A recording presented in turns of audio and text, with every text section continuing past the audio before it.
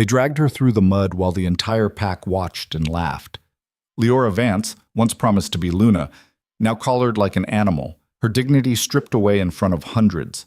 The alpha, who was supposed to love her, stood silent, his eyes cold as winter stone.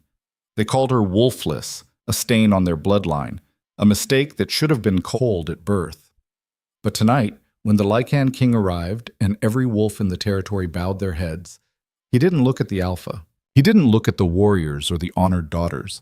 His ancient, burning gaze found her, the girl they said was nothing, and everything shattered. If you want to see how a broken outcast becomes a queen who reshapes an entire world, stay until the very end. Like this video, comment which city you're watching from, and let's begin her story. The cold always came first in the Ironclaw Mountains. It swept down from the peaks like a living thing, clawing through the pines and rattling the bones of the valley below. Winter didn't ask permission here. It took what it wanted, warmth, comfort, mercy, and left only survival in its place. Liora Vance learned that lesson early. She knelt in the stone courtyard behind the pack house, her knees pressed against frozen ground, scrubbing dried blood from the alpha's hunting leathers. Her fingers were cracked and raw, the skin around her nails split from the lye soap and the relentless cold. The bucket of water beside her had a thin skin of ice forming across the surface. She broke it with her knuckles and kept scrubbing. Above her, through the tall windows of the great hall, she could hear laughter. Music. The pack was celebrating again. Another successful hunt, another rival pack pushed back from their borders. Another reason to feast and drink and remind themselves how strong they were. She wasn't invited. She never was. Faster! Wolfless! The voice came from behind her, sharp and cutting. Liora didn't need to turn around to know who it was. Maris, one of the pack's favored daughters, stood in the doorway with two of her friends. All three wore fine wool dresses dyed in deep forest greens and midnight blues. Their hair was braided with silver thread. They smelled like lavender and wood smoke and entitlement. "You missed a spot," Maris continued, stepping closer. Her boots were polished leather, the kind that cost more than Liora had seen in a year. "Right there, see it?" Leora's jaw tightened, but she said nothing. She dipped the leather back into the icy water and scrubbed harder. "I asked you a question, Omega." Liora looked up slowly. Maris was beautiful in the way mountains were beautiful, cold, untouchable, and sharp enough to draw blood if you got too close. Her wolf had come in strong at 13, a silver-coated beast that could run for days without tiring. The pack adored her. Alphas from neighboring territories sent gifts, hoping for a chance to court her. Liora had no wolf at all. "I see it," Liora said quietly. Maris smiled. It wasn't kind. "Good. Then you'll stay out here until it's perfect. We can't have the alpha wearing dirty leathers, can we? What would the other packs think?" One of Maris's friends giggled. "They'd think we let Omegas handle important things." The third girl wrinkled her nose. "I still don't understand why Alpha Rowan hasn't sent her away. She's useless. No wolf, no strength, no purpose. She's a drain on resources." "She was supposed to be his mate," Maris said casually, as if she were discussing the weather. "Can you imagine? A wolfless Luna. The pack would have been a laughingstock." Liora's hands stilled in the water. "Thankfully," Maris continued, her voice dripping with false sweetness, "he came to his senses before it was too late, rejected her properly, in front of everyone no less. It was the only honorable thing to do." The memory rose up like bile in Liora's throat. She forced it back down and returned to scrubbing. Maris leaned in closer, her breath warm against Liora's frozen cheek. "You should be grateful, you know. Most packs would have killed you by now. Rowan's letting you live. The least you can do is show some gratitude." Liora didn't respond. Maris straightened, brushing imaginary dust from her dress. "Come on," she said to her friends. "The hall's getting stuffy. Let's get some air that doesn't smell like failure." They left laughing, their voices echoing off the stone walls. Liora waited until they were gone before she allowed herself to breathe. Her hands were shaking, not from the cold, not entirely. She looked down at the leather in her grip, at the bloodstains that refused to come clean no matter how hard she worked. Some stains, she'd learned, didn't wash out. They just became part of the fabric. She dipped the leather back into the water and kept scrubbing. The night of the gathering of claws arrived with the first snowfall of the season. Liora watched from the kitchen window as wolves from across the northern territories began to arrive.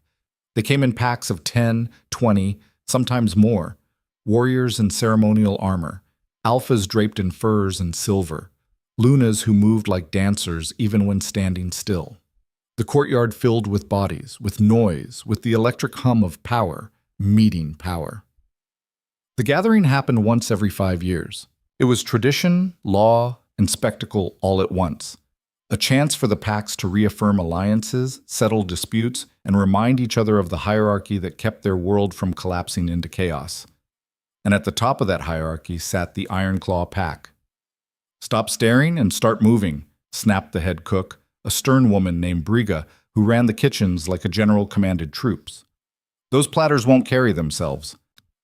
Liora turned from the window and lifted a heavy tray laden with roasted venison, root vegetables glazed in honey, and bread still warm from the ovens.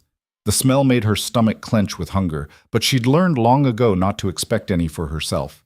The Pax Omegas ate scraps after everyone else was satisfied, if there were scraps. She carried the tray through the back corridors, moving silently through passages designed to keep servants invisible. The great hall was alive with sound. Hundreds of voices layered over each other, punctuated by bursts of laughter and the occasional howl of approval. Firelight danced across the walls. The air was thick with the scent of meat, mead, and dominance. Liora slipped through a side entrance and set the platter down on one of the long tables. No one looked at her. She was furniture here, useful when needed, ignored when not. She turned to leave. "You." The voice stopped her cold. She looked up. Alpha Rowan stood 3 feet away, a goblet of wine in one hand. He was everything an alpha was supposed to be, tall, broad-shouldered, with dark hair and eyes the color of storm clouds. His wolf was legendary, a massive black beast that could tear through enemies like wet paper. He wore authority the way other men wore cloaks. And once, years ago, he'd been promised to her. "Yes, Alpha?" Liora kept her eyes down, her voice neutral. "Refill this?" He thrust the goblet toward her. She took it carefully, avoiding his fingers. "Of course." She started to move away, but his hand shot out and caught her wrist. His grip was iron. "Look at me when I'm speaking to you." Slowly, Liora raised her eyes. Rowan studied her face with the same expression he might use to examine a tool that had stopped working properly. "You're still here. You haven't sent me away, Alpha. Should I?" It wasn't really a question. Liora said nothing. Rowan released her wrist and took a step back, his lip curling slightly. "You were supposed to be strong. Your bloodline was supposed to be pure. My father promised me a mate who could stand beside me, who could give me heirs worthy of leading this pack." Liora's throat tightened, but her voice stayed steady. "I'm sorry I disappointed you." "Sorry." He laughed, but there was no humor in it. "You think sorry fixes anything? You think sorry gives me back the years I wasted believing you'd shift? That you'd become what you were supposed to be?" "No, Alpha." "No," he agreed. "It doesn't." He leaned in closer, his voice dropping to something quieter, sharper. "I should have killed you when your wolf never came. It would have been kinder than this, kinder than making you live knowing you're nothing." Something flickered in Liora's chest. Not anger exactly. Anger required energy she didn't have. This was something older, something that had learned to survive on less than scraps. "If you wish to end my service, Alpha, I will accept your judgment." Rowan stared at her for a long moment. Then he smiled, and it was the cruelest thing she'd seen all night. "No," he said softly. "I think I'll keep you. Someone has to scrub the floors after all, and it's good for the pack to see what happens to weakness. A reminder." He took the goblet back without having her refill it and walked away, disappearing into the crowd. Liora stood there, her wrist still burning where he'd grabbed her, and forced herself to breathe. Just keep breathing. That's all you have to do. Just keep breathing. She turned back toward the kitchens, and that's when she felt it. A presence. Not loud, not violent, but undeniable, like the moment before lightning strikes when the air goes sharp and electric. The hall went quiet. Not all at once. It was gradual, like a wave moving through the crowd. Conversations faltered. Laughter died mid-breath. Even the music stumbled and stopped. Liora turned slowly, The main doors of the hall stood open, and framed in the archway was a figure that didn't belong to any pack she'd ever seen. He was tall, taller than Rowan, taller than any alpha in the room. He wore black leather and a cloak lined with fur so dark it seemed to drink the firelight. His hair was the color of iron, swept back from a face carved from stone and shadow. But it was his eyes that made Liora's breath catch. Gold. Not amber. Not yellow. Gold. Pure and molten, like the heart of a forge. And they were looking directly at her. The entire hall held its breath. Alpha Rowan stepped forward, his posture shifting into something more controlled, more wary. "King Darius." He inclined his head, not a bow, but close. "We weren't expecting you." The man, the king, didn't look at Rowan. He was still staring at Liora, his expression unreadable.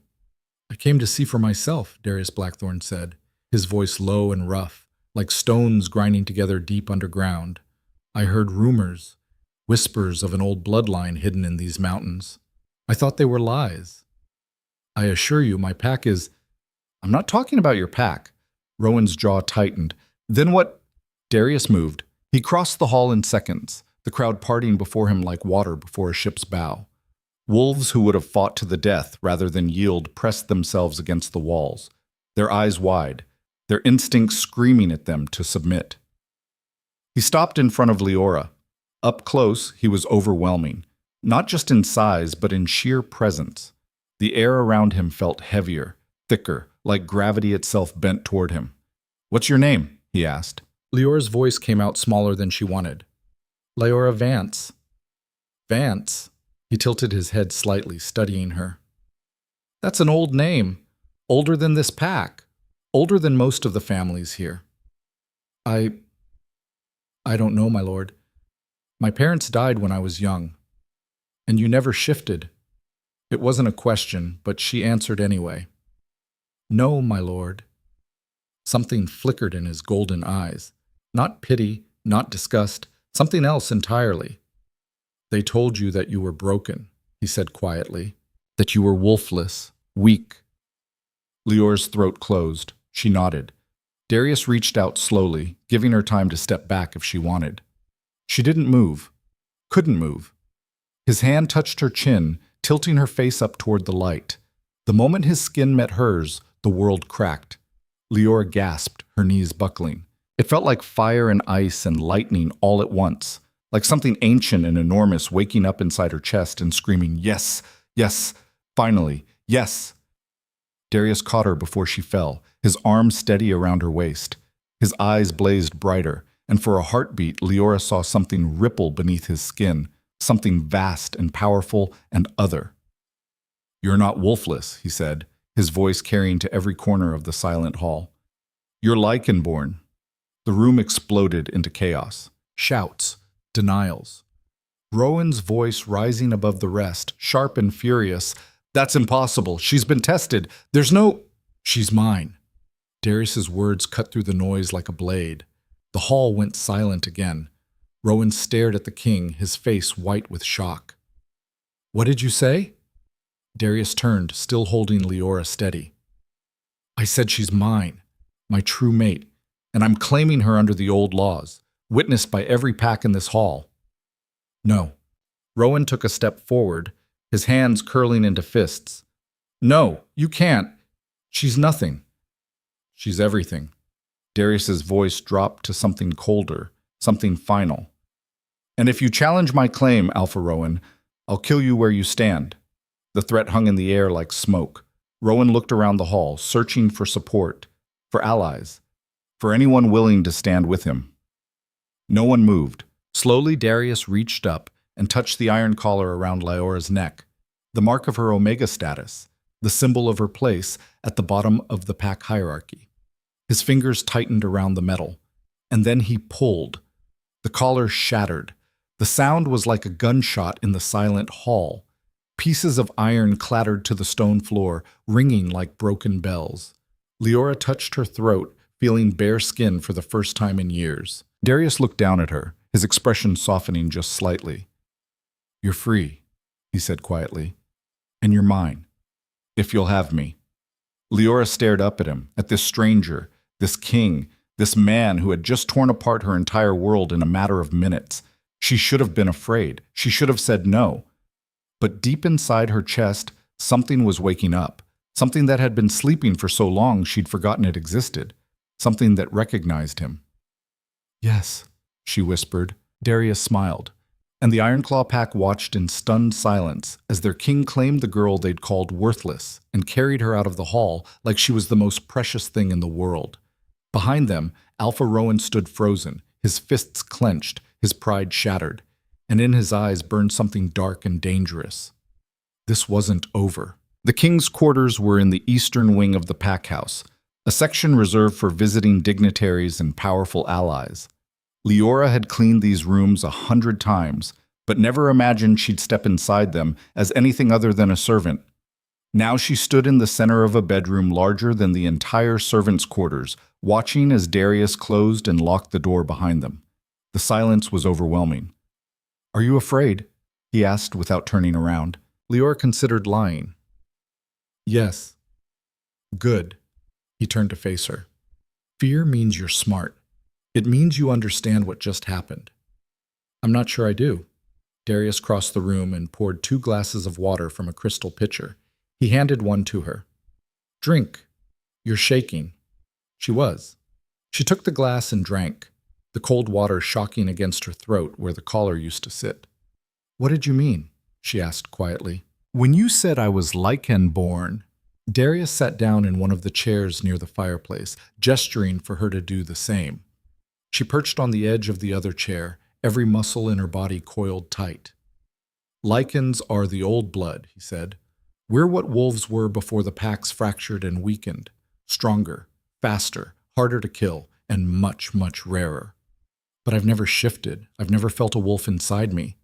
Because your wolf isn't just a wolf." He leaned forward, his golden eyes intense. Lycan transformations don't happen at puberty, like normal shifts. They happen when the person is ready, when they're strong enough to survive the change. Some Lycans don't shift until they're in their 20s. Some never shift at all because they die before they're ready. Liora's hand tightened around the glass. "How do you know I'm Lycan?" "Because I felt it the moment I touched you." His voice went softer. "The bond between true mates is absolute. It doesn't lie. And when I touched you, I felt something ancient recognize me. Something that's been waiting." "For what?" "For me." He smiled slightly. "And for you to be ready to become what you were always meant to be." Liora stared into her glass, watching the firelight dance across the surface of the water. "Why me? Why now?" "I've been searching for you for 3 years, Darius said. "I had dreams. Visions of a girl with dark hair and silver eyes standing in the snow. I knew she was my mate, but I didn't know where to find her. Every pack I visited, I searched. Every gathering, every territory. Nothing." He paused. "Until tonight. The moment I walked through those doors, I knew. Your scent hit me like lightning." "I don't smell like anything," Liora said quietly. "The Omegas all say I barely have a scent at all." "To them, maybe. To me?" His eyes darkened. "You smell like winter storms and wild honey, like something worth burning the world down to protect." Heat crept up Liora's neck. She looked away. "You don't have to accept this," Darius said. "The bond, the claim, it's real, but I won't force it on you. If you want to walk away, I'll let you go. I'll make sure you're safe, that you have resources, that no pack can touch you. You'll be free." Liora looked up sharply. "You'd let me go? After all that? After claiming me in front of everyone? I'd rather have you free and alive than bound to me against your will." For a long moment, Liora just stared at him. This man, this king, who had shattered her collar and her life in the same breath, was giving her a choice. A real one. No one had ever given her a choice before. "What happens if I stay?" she asked. "You become my mate, my queen.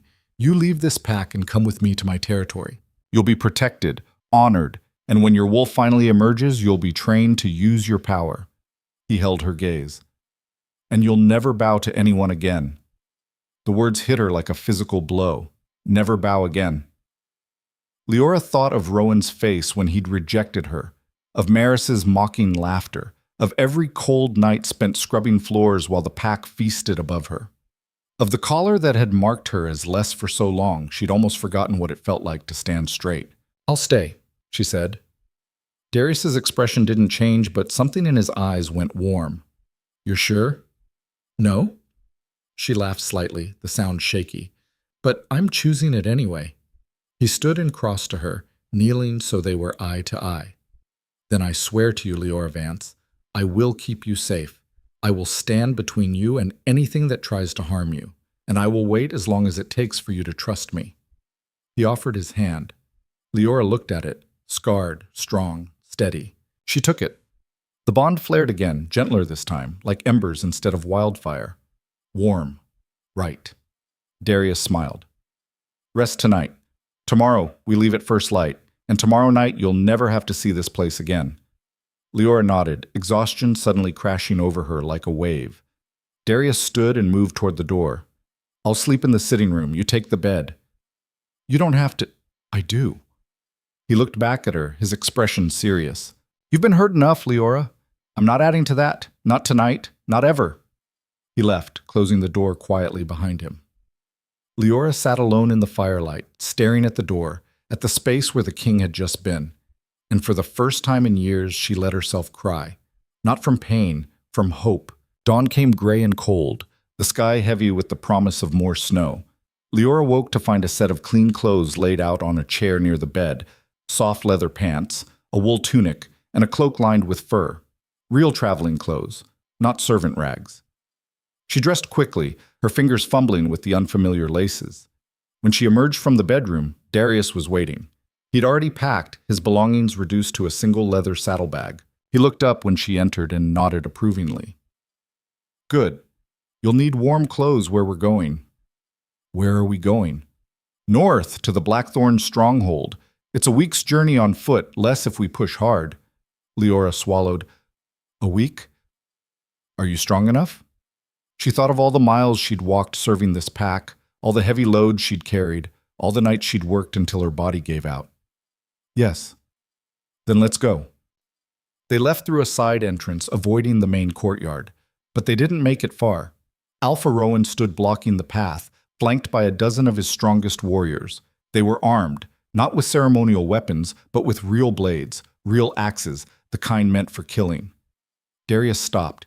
His hand moved to the sword at his hip. "Step aside, Rowan." "No." Rowan's voice was flat, cold. "You came into my pack house, humiliated me in front of every alpha in the north, and stole what was mine. She was never yours. She was promised to me. And you threw her away like garbage." Darius's voice went deadly quiet. "You don't get to reclaim trash just because someone else saw value in it." Rowan's face went white with rage. "I invoke my right under the old laws. Trial by combat. If you want her, you'll have to take her." The warriors behind him shifted, hands moving to weapons. Darius didn't move. "You're challenging a Lycan King to single combat over a mate bond?" "I'm challenging you," Rowan snarled, "because you're not the only one with pride. You think you can walk in here and take whatever you want? You think power makes you untouchable?" "No." Darius smiled, and it was a terrible thing to see. "I think stupidity makes you suicidal." He turned slightly, his eyes finding Liora. "Get behind me. Stay close." She moved immediately, her heart hammering. Rowan laughed. "What? The great king needs to protect his wolfless mate? Some queen she'll make—" Darius moved so fast Liora barely saw it. One moment he was standing beside her. The next, he was across the courtyard, his hand wrapped around Rowan's throat, lifting the alpha off the ground like he weighed nothing.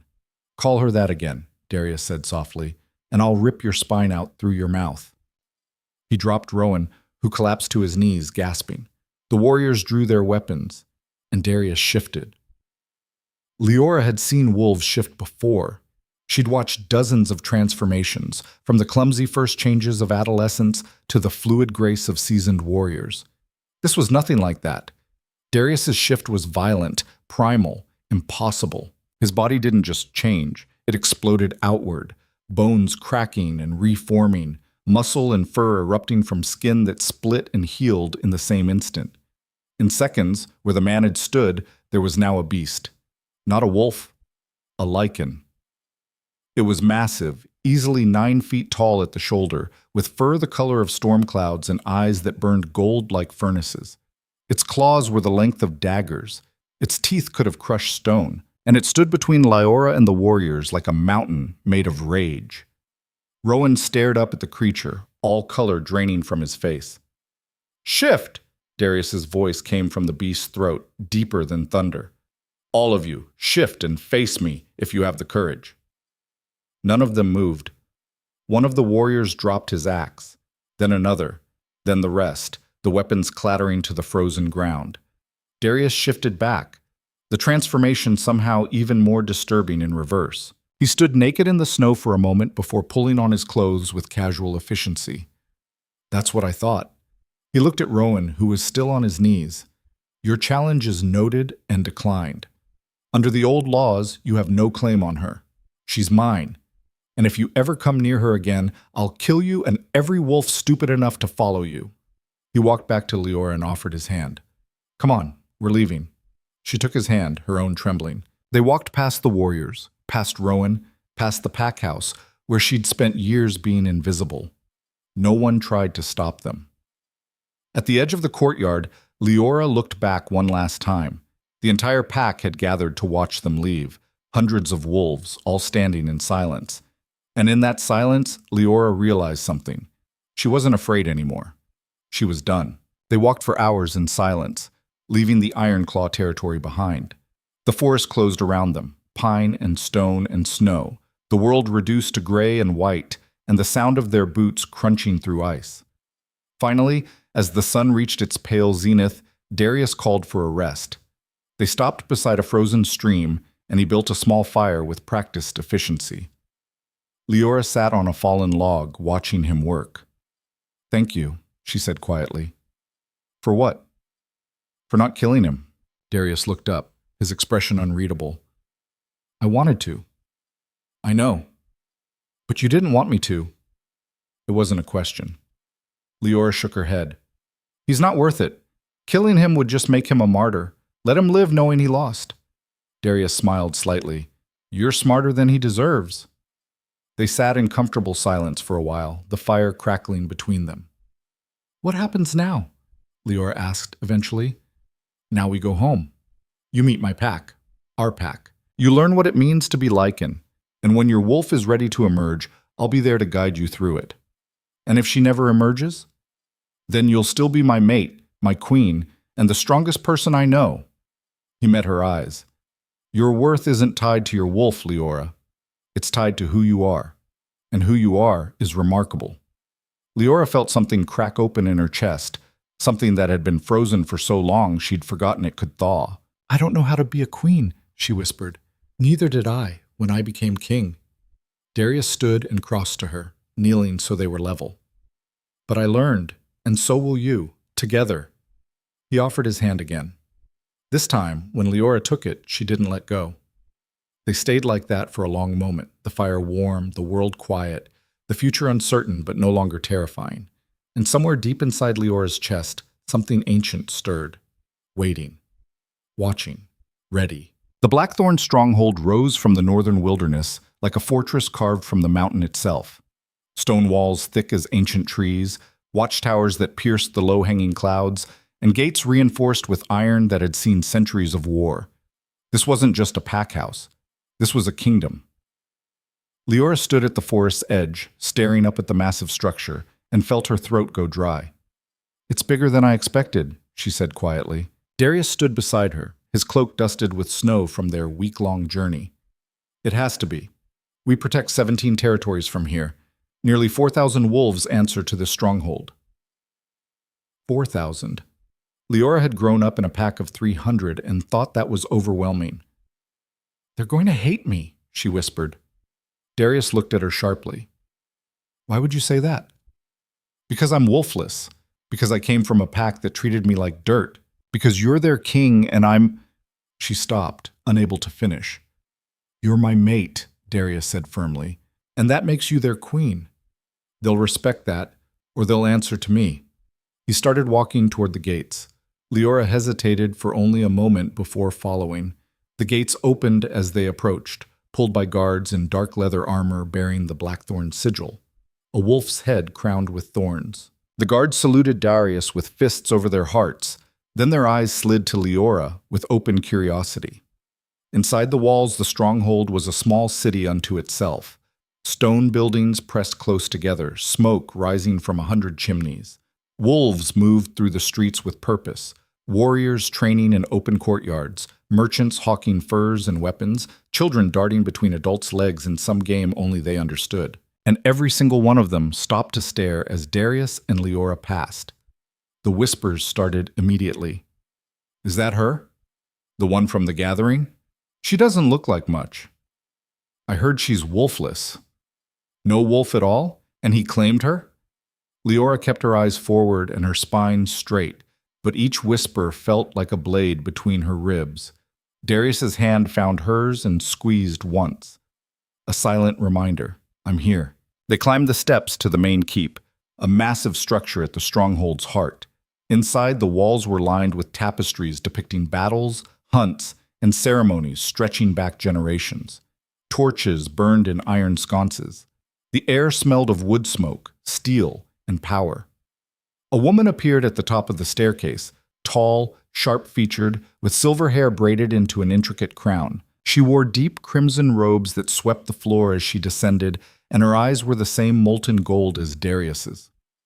"Mother," Darius said, inclining his head slightly. "Mother." Leora's stomach dropped. The woman stopped 3 steps from the bottom, studying Liora with an intensity that made her want to shrink. "So this is the girl who's turned the North upside down." "This is Liora," Darius said. "My mate." "Liora, this is Cassandra Blackthorn, Queen Mother of the Lycan territories." Cassandra descended the final steps slowly, circling Liora like a predator assessing prey. "Vance, that's an old bloodline. I knew your grandmother, I think. Skilled healer, died young." Liora blinked. "You knew her?" "I know everyone worth knowing." Cassandra stopped in front of her. "And I know you've never shifted, never felt your wolf, never shown any sign of Lycan blood despite carrying one of the oldest names in the North." "Mother." Darius's voice held a warning. Cassandra held up a hand. "I'm not attacking her, Darius. I'm stating facts." She looked back at Liora. "You understand what position you're in, don't you? The wolves here follow strength. They respect power. And you, right now, appear to have neither." "I know," Liora said quietly. "Do you?" Cassandra leaned in closer. "Because if you can't shift, if you can't defend yourself, if you can't command respect on your own merit, then you'll be seen as a weakness. My son's weakness. And wolves don't forgive weakness in their leaders." "Cassandra," Darius's voice went hard. "That's enough." "No, it's not." Cassandra straightened, her expression softening just slightly. She needs to understand what she's walking into. This isn't the Ironclaw pack where she could hide in the shadows. Here, she'll be visible, watched, judged. Every mistake will be magnified. Every failure will reflect on you. She turned to Darius. "I'm not saying she shouldn't be here. I'm saying she needs to be ready for what comes next." Darius's jaw was tight. "She's stronger than you think." "I hope so." Cassandra looked at Liora one more time. "For both your sakes." She swept past them, her robes trailing like blood across the stone floor. Liora released a breath she hadn't realized she was holding. "Don't listen to her," Darius said immediately. She's right." Liora looked up at him. "I'm not strong, not yet. Everyone can see it." "Then we'll make you strong." "How?" Darius smiled grimly. "The same way everyone gets strong in the North, through survival." The quarters Darius led her to were in the highest tower of the keep, spacious rooms with windows overlooking the entire stronghold. A fire roared in the hearth, furs covered the bed. It was warm and safe and utterly foreign. "This is yours," Darius said. "Well, ours, but you can have your own space if you need it. There's a sitting room through that door and—" "It's perfect," Liora interrupted. "Really?" He studied her face. "You're scared. Terrified. Good." He crossed to a cabinet and pulled out a bundle wrapped in leather. "Then you're thinking clearly." He unwrapped it, revealing a blade, Not large, maybe the length of her forearm, but beautifully made. The steel was dark, almost black, and the handle was wrapped in worn leather. "This was my sister's," Darius said quietly. "Before she died. She was small, like you. Fast. Relied on speed and precision instead of brute strength." Liora took the blade carefully. It was lighter than she expected, balanced perfectly in her hand. "I don't know how to fight." "You will." Darius moved to the window, looking out over his territory. "Training starts tomorrow. Combat, strategy, pack law, everything you'll need to survive here. It won't be easy." "I know." "The wolves will test you. They'll push. They'll want to see if you break. Will you be there?" "Not always." He turned back to her. "That's the point. You need to prove you can stand on your own. If they think you're only strong because of me, they'll never respect you." Liora looked down at the blade in her hands. "What if I fail?" "Then you get back up and try again." Darius crossed to her, tilting her chin up gently. "You survived years in a pack that wanted you to disappear. You're still here, still fighting. That's not weakness, Liora. That's the kind of strength that doesn't break." She wanted to believe him. She wanted it desperately. But when she looked out the window at the sprawling stronghold below, at the thousands of wolves who would be watching her, judging her, waiting for her to fail, she wasn't sure belief was enough. Morning came too soon. Liora woke to someone pounding on the door. She scrambled out of bed, still wearing the clothes from the day before, and opened it to find a woman standing in the hallway. She was short, muscular, with scars crossing both arms, and a face that looked like it had been in more fights than Liora had seen in her entire life. Her hair was cropped close to her skull, and her eyes were hard as iron. "You're the new queen," the woman said. Not a question. Yes, I'm Liora. Kira." The woman didn't offer her hand. "I'm your combat trainer, King's orders. Get dressed. We start in 10 minutes. 10, but I just woke. 9 minutes now." Kira turned and walked away. Liora stared after her, then scrambled to find something to wear. She settled on the leather pants and tunic from the day before, tied her hair back, and grabbed the blade Darius had given her. She found Kira waiting in one of the training courtyards, a large space ringed with wooden posts and weapon racks. Several other wolves were already there, going through morning drills. They all stopped to watch as Liora approached. "You're late," Kira said. "I'm not. You said, if you're not early, you're late." Kira gestured to the center of the courtyard. "Drop the blade. We start with basics." Liora set the weapon down carefully and moved to where Kira indicated. "Stance!" Kira barked. Liora tried to mimic the fighting stance she'd seen warriors use. Feet apart, knees bent, hands up. Kira circled her slowly. "Your feet are too close. Your weight's all wrong. Your guard's too high. Fix it." Liora adjusted. "Worse. Again." She tried again. "Did you learn nothing in your old pack?" "I wasn't allowed to train," Liora said quietly. "Omegas didn't. I don't care what Omegas did or didn't do." Kira stopped in front of her. "You're not an Omega anymore. You're supposed to be a queen, so act like it." Heat crept up Liora's neck. Around them, the other wolves had stopped pretending to train and were openly watching. "Again," Kira said. "Feet apart, bend your knees, center your weight."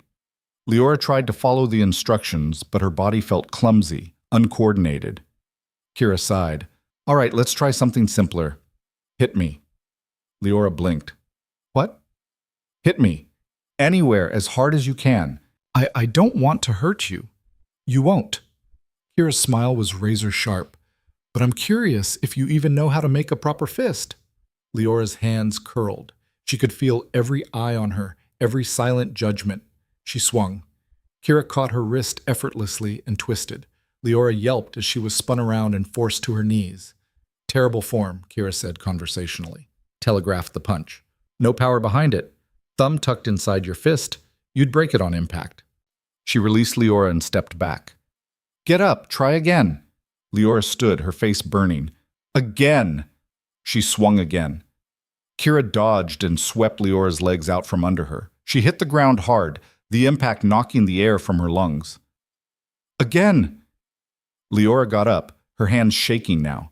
She tried a different approach, faster, lower. Kira blocked and pushed. Liora stumbled backward into one of the wooden posts. Again! Around them, some of the wolves were laughing now. Not cruelly exactly, but not kindly either. Maybe the king made a mistake, someone muttered. How's she supposed to lead if she can't even throw a punch? This is embarrassing. Liora's vision blurred, not from tears, from rage. She launched herself at Kira with everything she had. No technique, no strategy, just raw desperation. Kira sidestepped, and Liora crashed into the dirt. Pathetic, someone said. That word.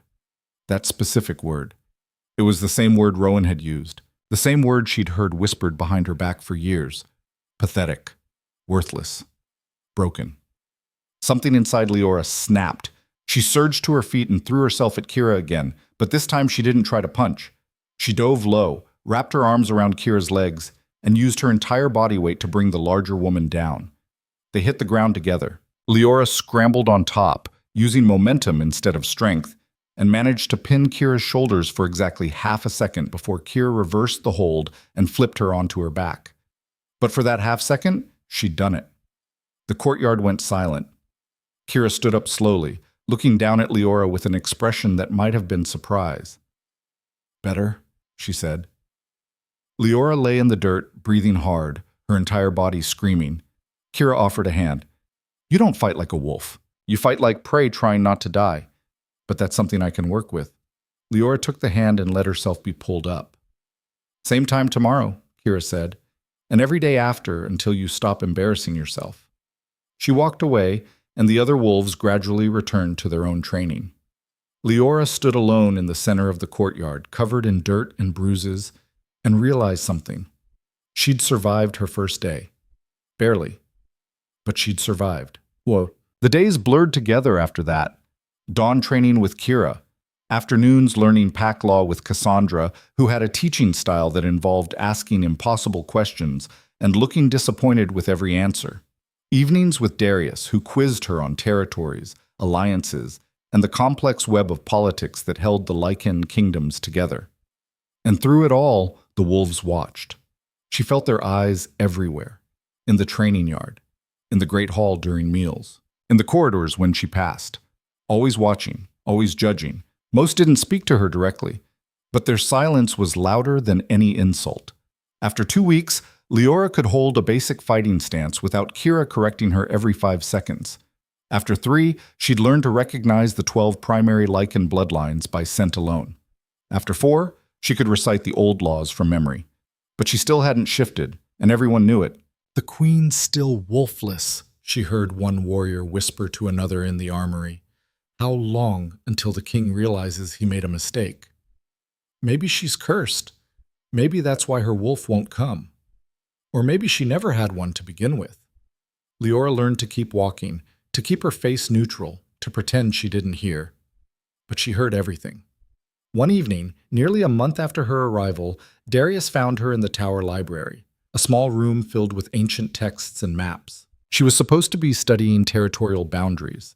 Instead, she was staring out the window at the training yard below, where wolves were sparring under torchlight.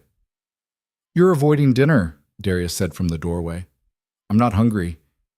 You haven't eaten all day. Liora didn't respond. Darius crossed the room and stood beside her, following her gaze. Talk to me. I'm failing, she said quietly. Everyone knows it. I can barely defend myself. I still can't shift. Your mother looks at me like I'm a temporary problem she's waiting to solve, and your wolves, her voice cracked. They don't respect me. They tolerate me because of you, but the moment you're not there, they need time. It's been a month. For them, that's nothing. Darius turned her to face him.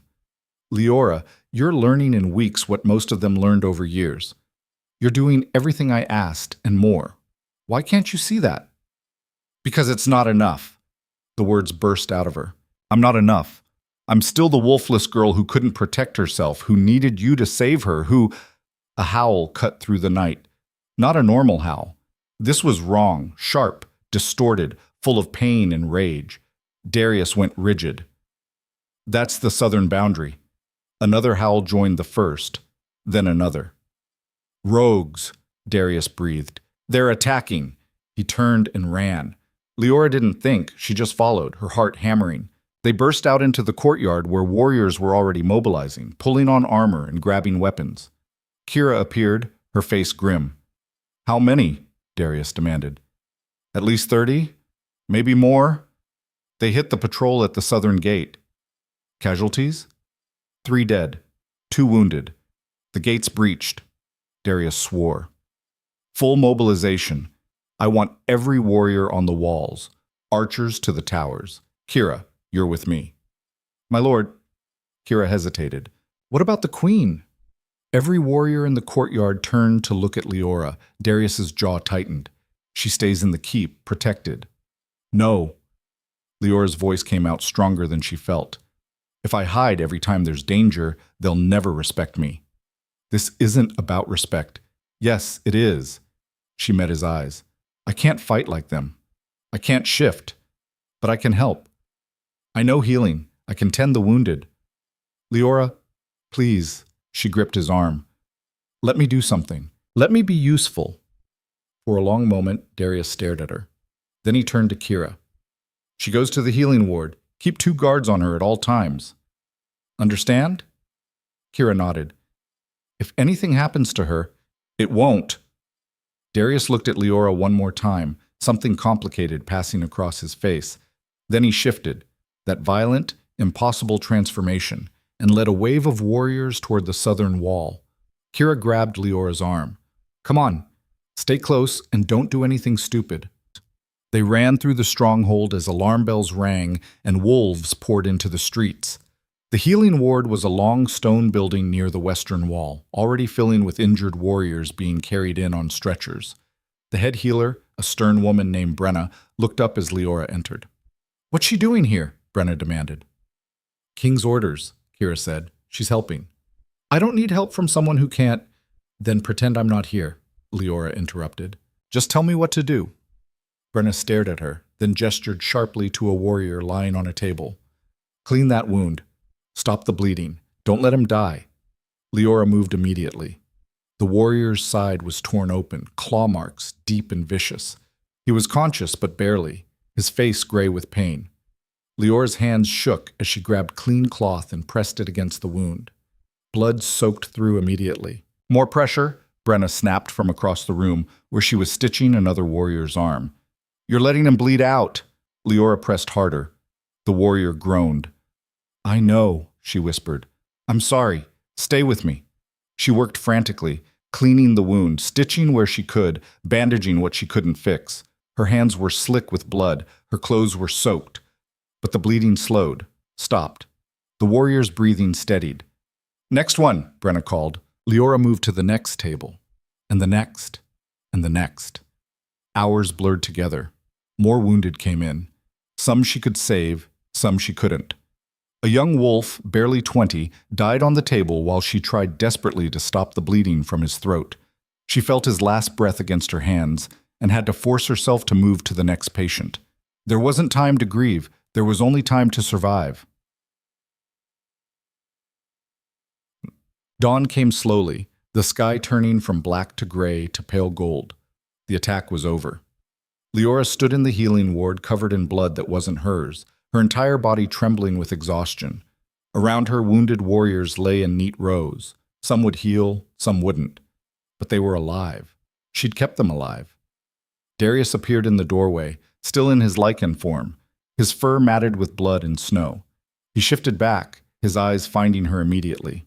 "Are you hurt?" Liora shook her head. She tried to speak, but no words came. Darius crossed to her in 3 strides and pulled her into his arms. She collapsed against him, her legs finally giving out. "I've got you," he murmured. "It's over. You're safe." "The warriors? You saved them." Brenna's voice came from behind them. 15 warriors came through that door, who should have died. "You kept them breathing long enough for me to work. That's not nothing." Liora looked up at the healer who was watching her with something that might have been respect. "Thank you," Liora whispered. Brenna nodded once and returned to her patients.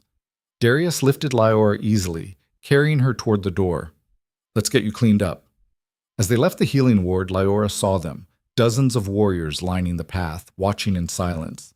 And as Darius carried her past, one by one, They placed their fists over their hearts. A salute. Not for a king's mate. For a healer who'd stood beside them when it mattered. Liora closed her eyes and finally let herself breathe. She'd survived. And this time, she'd done it on her own terms. The respect lasted exactly 3 days. On the 4th morning after the rogue attack, Liora woke to find a dead crow nailed to her door. Its wings were spread wide, pinned with iron spikes, and around its neck hung a collar made of twisted wire, a crude mockery of the one she'd worn in the Ironclaw pack. She stood in the hallway staring at it, her stomach turning.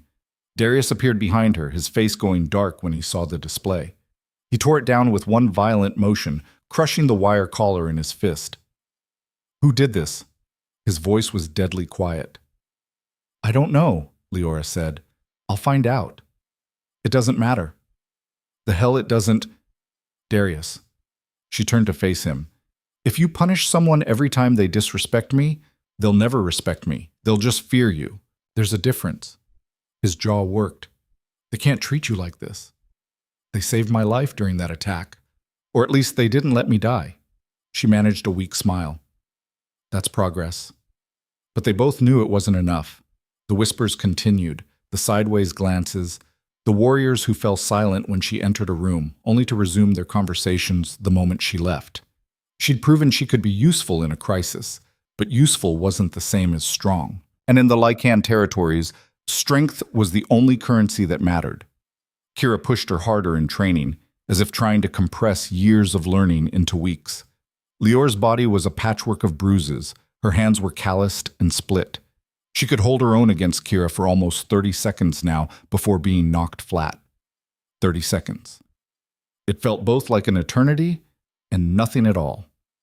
"You're thinking too much," Kira said one afternoon, circling her in the training yard. "Stop trying to anticipate, just react." "I'm trying," Kira struck.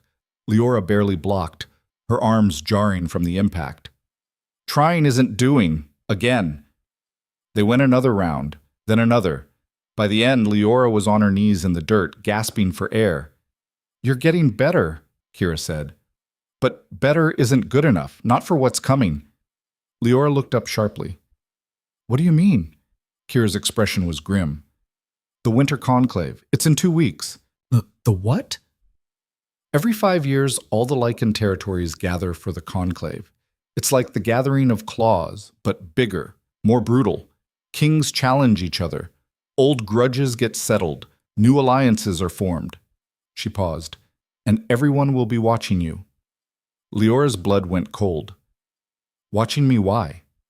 "Because you're the king's mate who can't shift. Because half the territories think Darius made a mistake claiming you. Because if someone wants to weaken his position, attacking you is the easiest way to do it." "Attacking me how?" Kira didn't answer immediately. When she did, her voice was careful. "There are laws. Old laws about mates who can't fulfill their duties. If a queen can't shift, can't defend herself, can't produce heirs, other wolves can challenge the bond, force the king to reject her or fight to keep her." The world tilted. "Darius didn't tell me this." "Probably didn't want to worry you." Kira offered a hand and pulled Liora to her feet. "But you need to know. The Conclave isn't just politics, it's a blood sport, and you're going to be right in the middle of it."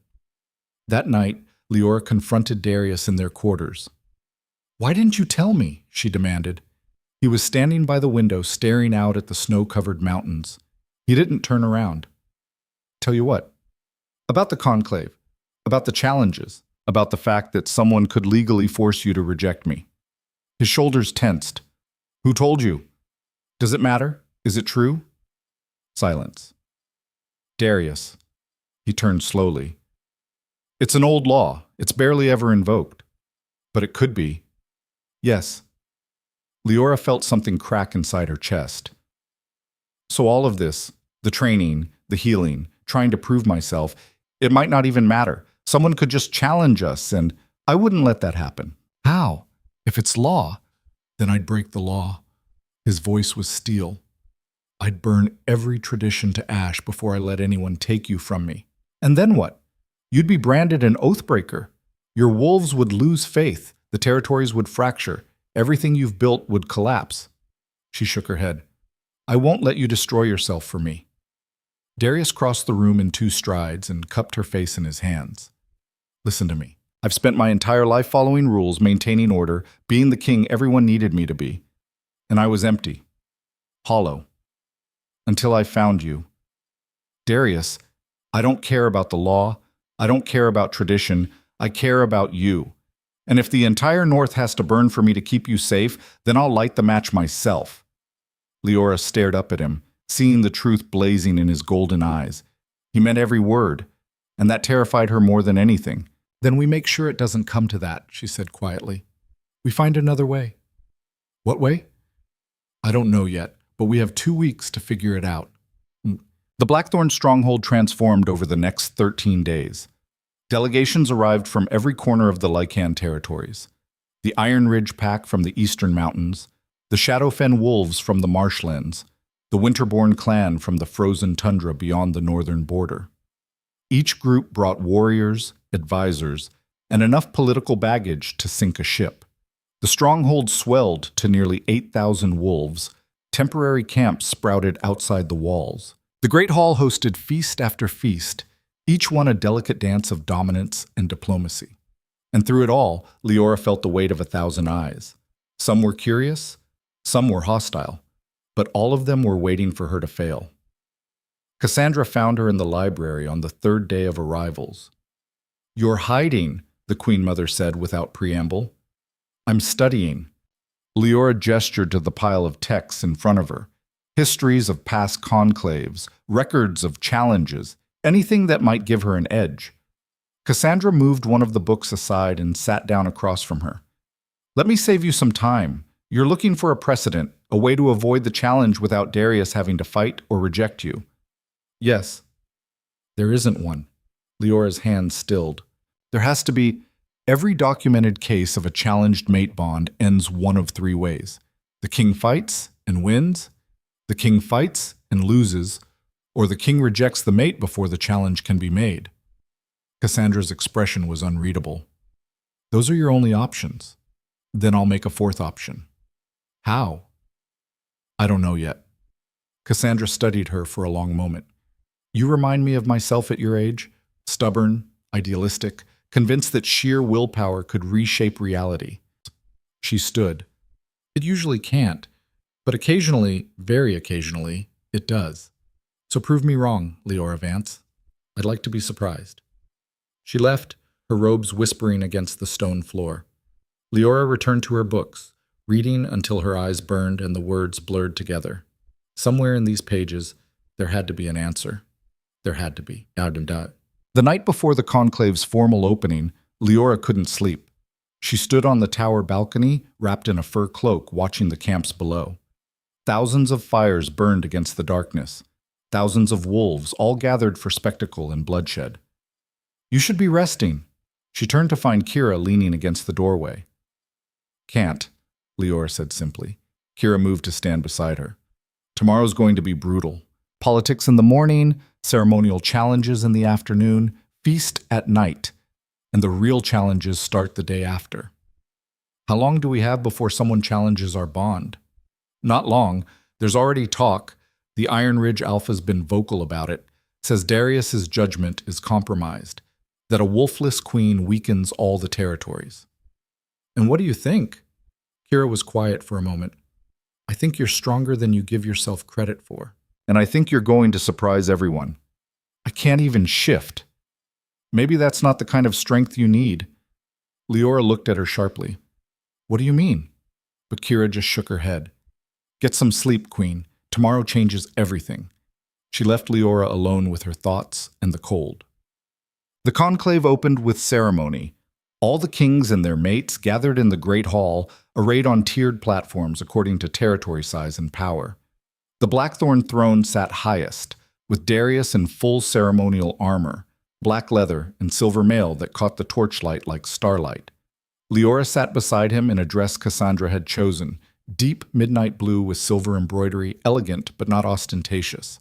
Her hands were folded in her lap to hide their shaking. Below them, hundreds of wolves filled the hall.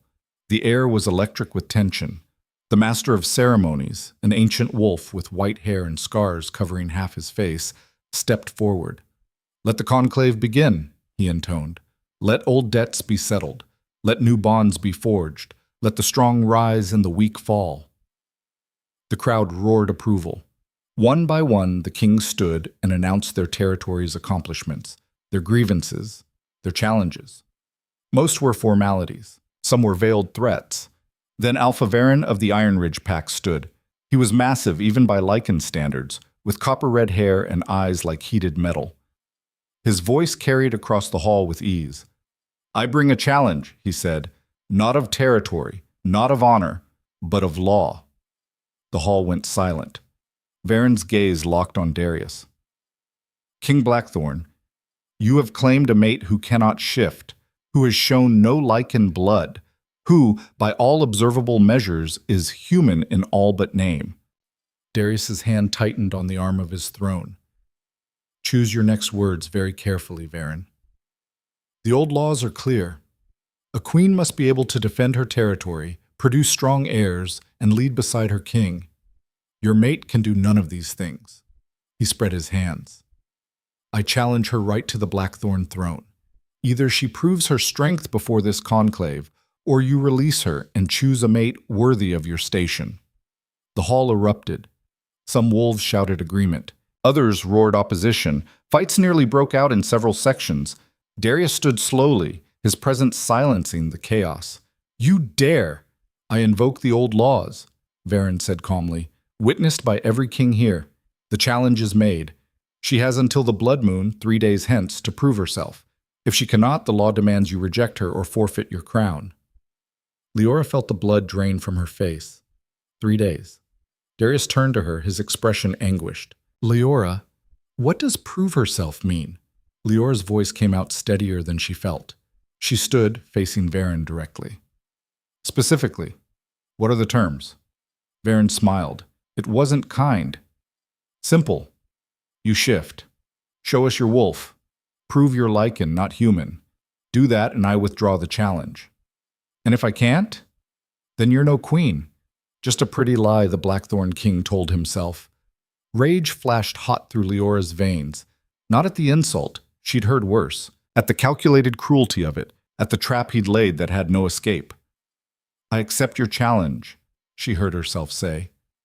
The hall exploded again. Darius grabbed her arm. Liora, no. 3 days, she said, meeting Varen's gaze across the hall.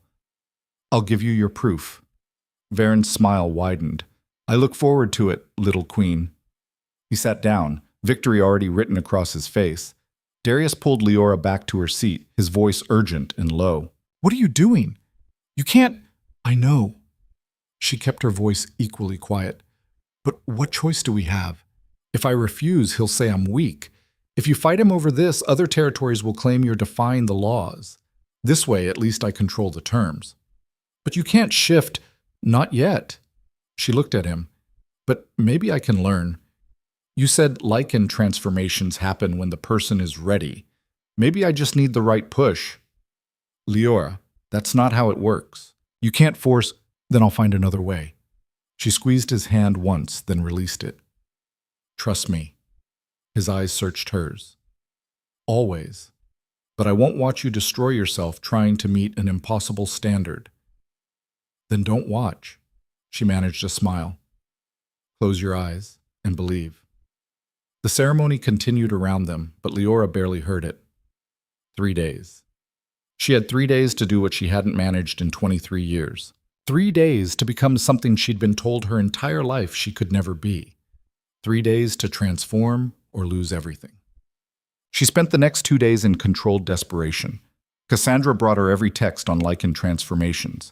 Kira pushed her body to its absolute limit, trying to trigger the shift through exhaustion. Darius stayed close, offering support, but unable to hide his fear. Nothing worked. Liora meditated in the old temple. She swam in the frozen lake. She fasted. She gorged. She slept under the stars and ran until her lungs burned. No shift. No wolf. Not even a flicker. By the evening of the second day, she was sitting alone in the tower, staring at her hands, when Brenna entered. You should eat, the healer said, setting down a tray. I'm not hungry. You're wasting away. At this rate, you'll collapse before the challenge even begins. Liora looked up. What if I can't do it? What if there's nothing inside me to shift? Brenna sat down heavily. Then you'll fail, and King Blackthorn will either reject you or lose his throne. And the territories will fracture into civil war because half of them love him and half of them think Varen's right. She paused. No pressure. That's not helpful. Wasn't trying to be. Brenna studied her. You saved 15 warriors during the rogue attack. You worked until your hands bled and you could barely stand. You didn't stop even when that boy died on your table. I still lost him. But you tried. That's more than most queens would do. Brenna leaned forward. Maybe that's your answer. What do you mean? Everyone's trying to make you into something you're not. A fighter, a shapeshifter, a traditional queen. She shrugged. Maybe you need to stop trying to be what they expect and start being what you are. What am I? I don't know. But I know you're not nothing. Brenna stood. Eat, rest, and stop trying to force it. Sometimes the only way forward is to surrender. She left. Liora stared at the food, Brenna's words echoing in her mind. Stop trying to force it. Surrender. What did that even mean? The blood moon rose red and full on the third night. The entire conclave gathered in the great courtyard, 8,000 wolves forming a massive circle. Torches burned at intervals, casting dancing shadows across the stone. In the center of the circle stood a raised platform. That's where Liora would either transform or fail. Darius stood beside her as they made their way through the crowd. Warriors parted silently, their faces grim. You don't have to do this, Darius said for the 100th time. We can leave. Right now. I'll give up the crown. We'll go somewhere they can't find us. And spend our lives running? Liora shook her head. No, I won't let Varen win. I won't let him prove that strength is the only thing that matters. Then what will you prove? She didn't have an answer. They reached the platform. Varen was already there, surrounded by his warriors. His smile was predatory. Ready to humiliate yourself, little queen? Liora ignored him and climbed onto the platform. The master of ceremonies raised his arms, and the crowd fell silent. The challenge is witnessed, he announced. Liora Vance, mate to King Darius Blackthorn, must shift before this assembly. Prove her Lycan blood. Prove her right to the throne. He paused. You have until the moon reaches its zenith. Begin. All eyes turned to Liora. She stood alone on the platform, feeling the weight of 8,000 judgments pressing down on her. She closed her eyes. Come on, she thought desperately. Please. If you're in there, if you've been waiting, now is the time. I need you. We need you. Nothing. She tried to remember everything she'd been taught. Feel the animal inside. Let instinct take over. Embrace the beast. But there was no beast. There was only her. Tired, scared, human. The crowd began to murmur. She's got nothing, someone said. Waste of time. The king should just reject her now and save everyone the embarrassment. Liora opened her eyes and looked at Darius.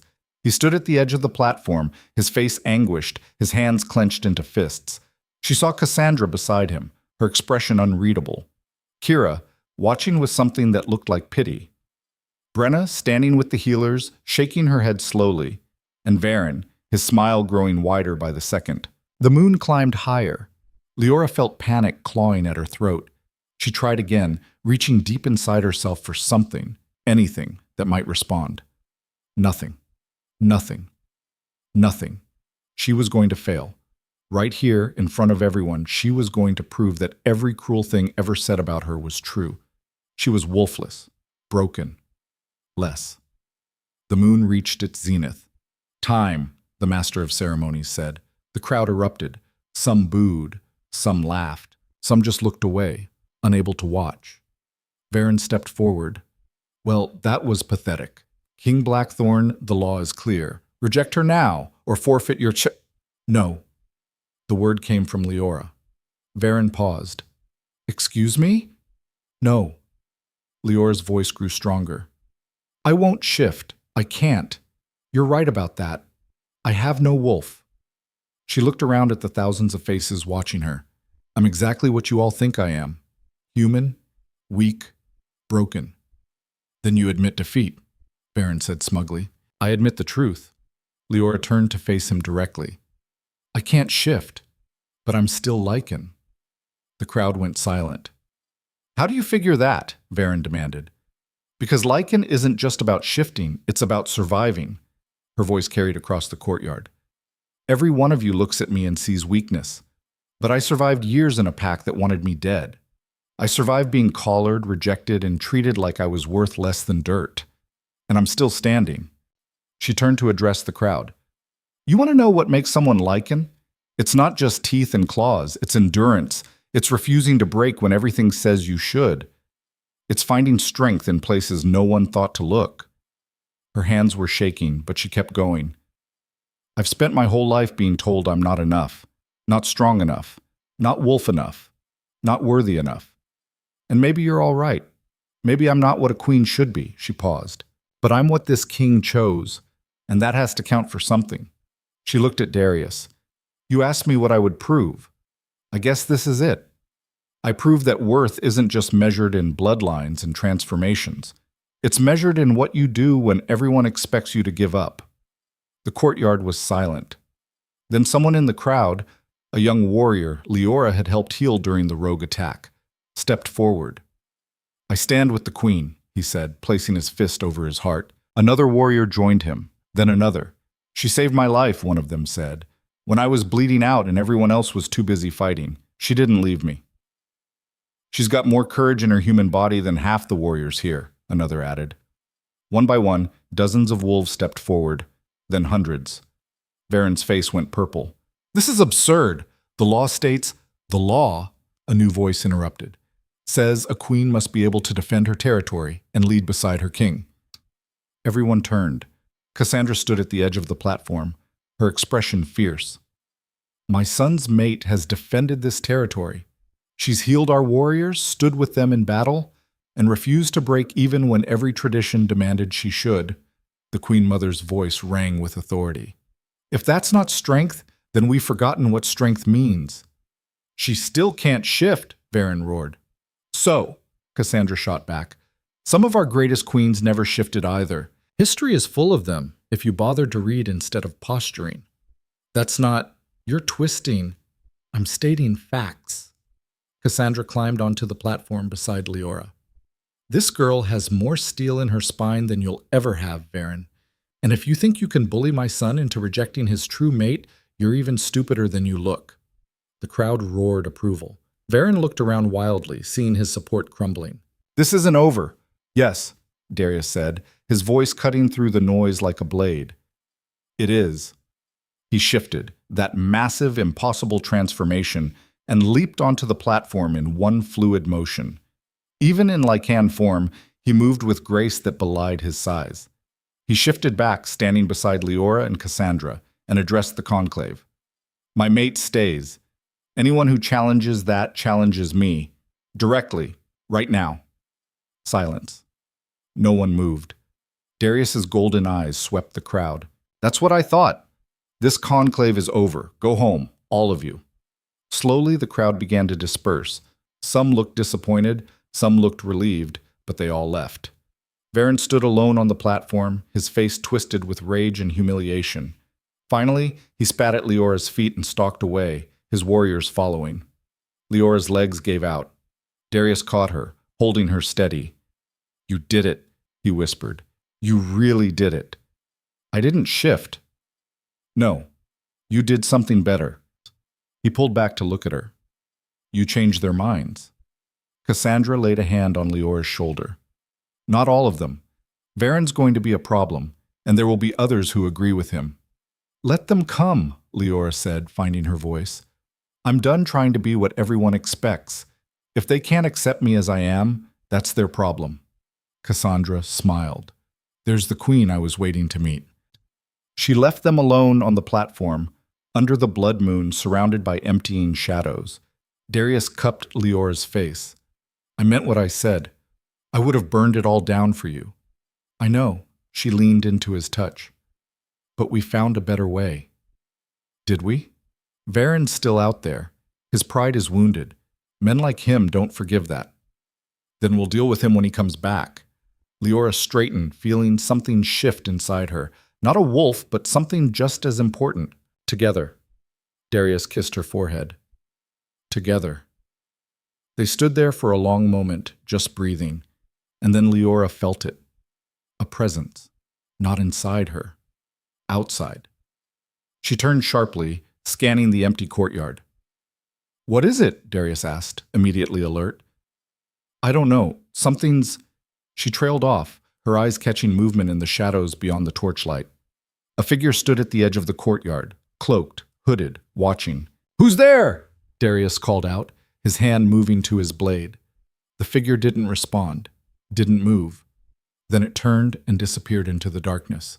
Liora's heart hammered. "Did you see?" "I saw." Darius's expression was grim. "Stay close to me. Something's wrong." They hurried toward the keep, but the feeling of being watched followed them. And when they reached their quarters, they found a message carved into their door. 3 words gouged deep into the wood. "The wolf wakes." Liora stared at the message, ice flooding her veins. "What does that mean?" she whispered. But Darius's face had gone white. "I don't know, but whatever's coming, it's going to be worse than Varen. Much worse." The wind howled outside, and somewhere in the distance, a wolf's howl answered. Not celebration. Warning. The howl echoed through the mountains again, closer this time, and Liora felt something respond deep in her chest. Not her wolf, but something older, darker, like a door she'd never known existed suddenly rattling on its hinges. Darius stepped in front of her, his body coiled tight. "Get inside, now!" "What is that?" "I don't know. But whatever left that message—" He gestured to the carved words still gleaming wetly in the torchlight. "Wants us scared. Don't give them the satisfaction." They moved into their quarters, and Darius immediately barred the door, checked the windows, and stationed 2 guards outside. But even with all the precautions, Liora couldn't shake the feeling that whatever was coming had already found them. She traced her fingers over the message one more time before Darius pulled her away from the door. "The wolf wakes." "What wolf?" "There are stories," Darius said slowly, moving to pour them both water with hands that weren't quite steady. "Old stories. About wolves that went feral. Not rogues, but something worse. Wolves who rejected the pack laws entirely and became something between human and beast. Forever trapped in the shift, forever hunting. You think one of those is here?" "I think someone wants us to think that." He handed her a cup. "Which means this is psychological warfare. Varen, probably. Trying to undermine the victory you won tonight." But his voice lacked conviction. Liora drank, the cold water doing nothing to settle her nerves. "We should tell Cassandra and Kira. If there's a real threat..." A scream cut through the night. Then another. Then chaos. Darius was out the door before Liora could blink, his body already shifting mid-stride. She grabbed the blade he'd given her weeks ago and followed, her heart hammering. The courtyard was pandemonium. Wolves ran in every direction, some shifting, some shouting orders, some simply frozen in terror. Fires had broken out in 3 different locations, and in the center of it all, Liora's breath caught. It wasn't a wolf. It wasn't human either.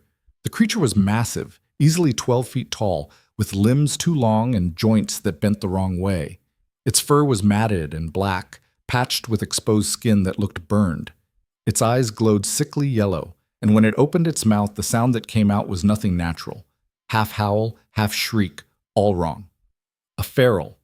A real one. It had 3 wolves cornered against a wall, their escape routes blocked by flame. As Liora watched, frozen, the creature lunged. Darius hit it like a battering ram, his Lycan form crashing into the feral with enough force to send them both tumbling. They rolled through fire and stone, a blur of teeth and claws and rage. Liora ran toward the trapped wolves. "Move, this way!" They scrambled toward her, one of them limping badly. Liora threw her arm around the injured wolf, a young woman barely older than herself, and hauled her away from the flames. "Can you shift back?" Liora demanded. The woman did, gasping as she clutched her bleeding side. "It came out of nowhere. Just appeared in the middle of the courtyard and started killing..." "How many dead?" "I don't know. 5? 6? Maybe more." Liora's stomach turned, but she forced herself to focus. "Can you walk?" "I think so." The The feral shrieked again, the sound so piercing that every wolf in the courtyard flinched. Darius had it pinned, his jaws locked around its throat, but the creature was impossibly strong. It bucked and twisted, its two long limbs finding purchase, and threw Darius off. Kira appeared from the shadows, already shifted, and leaped onto the feral's back.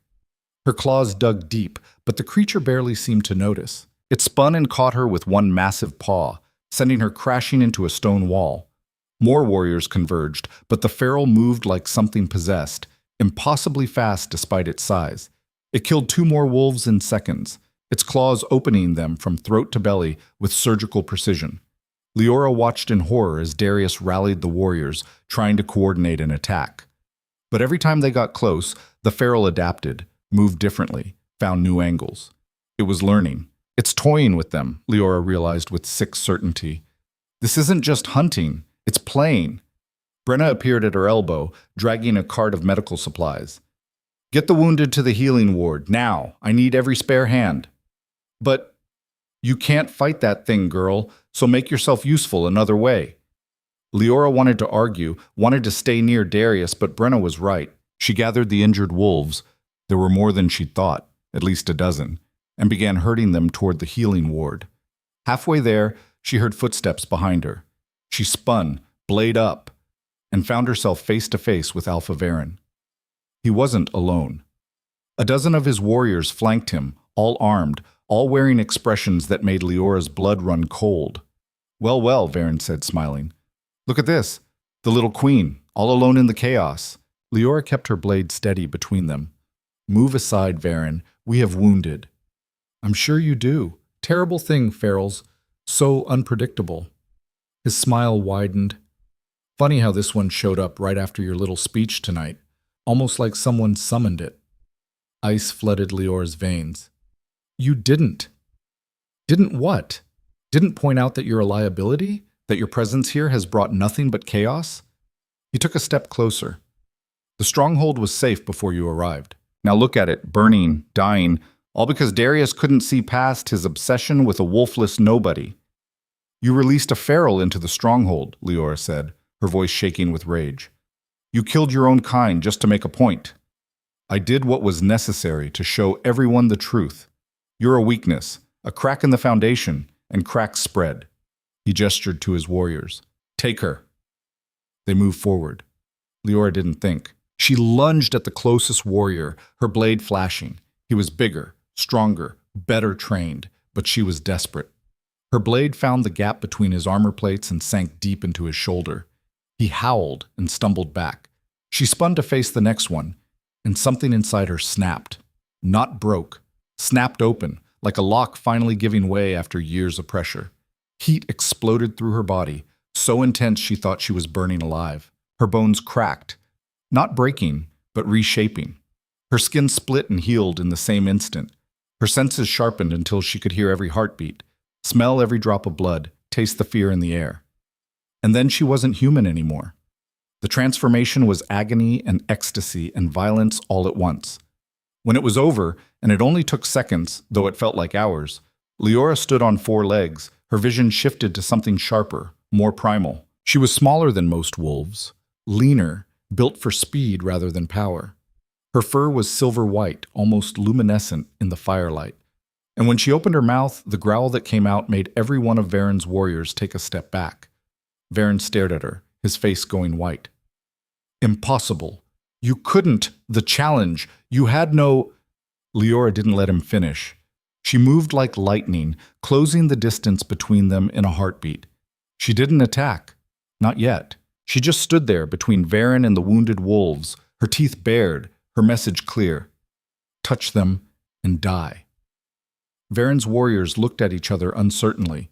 One of them shifted, preparing to fight, but Varen held up a hand. Stand down, he said, his voice tight. But Alpha Keek...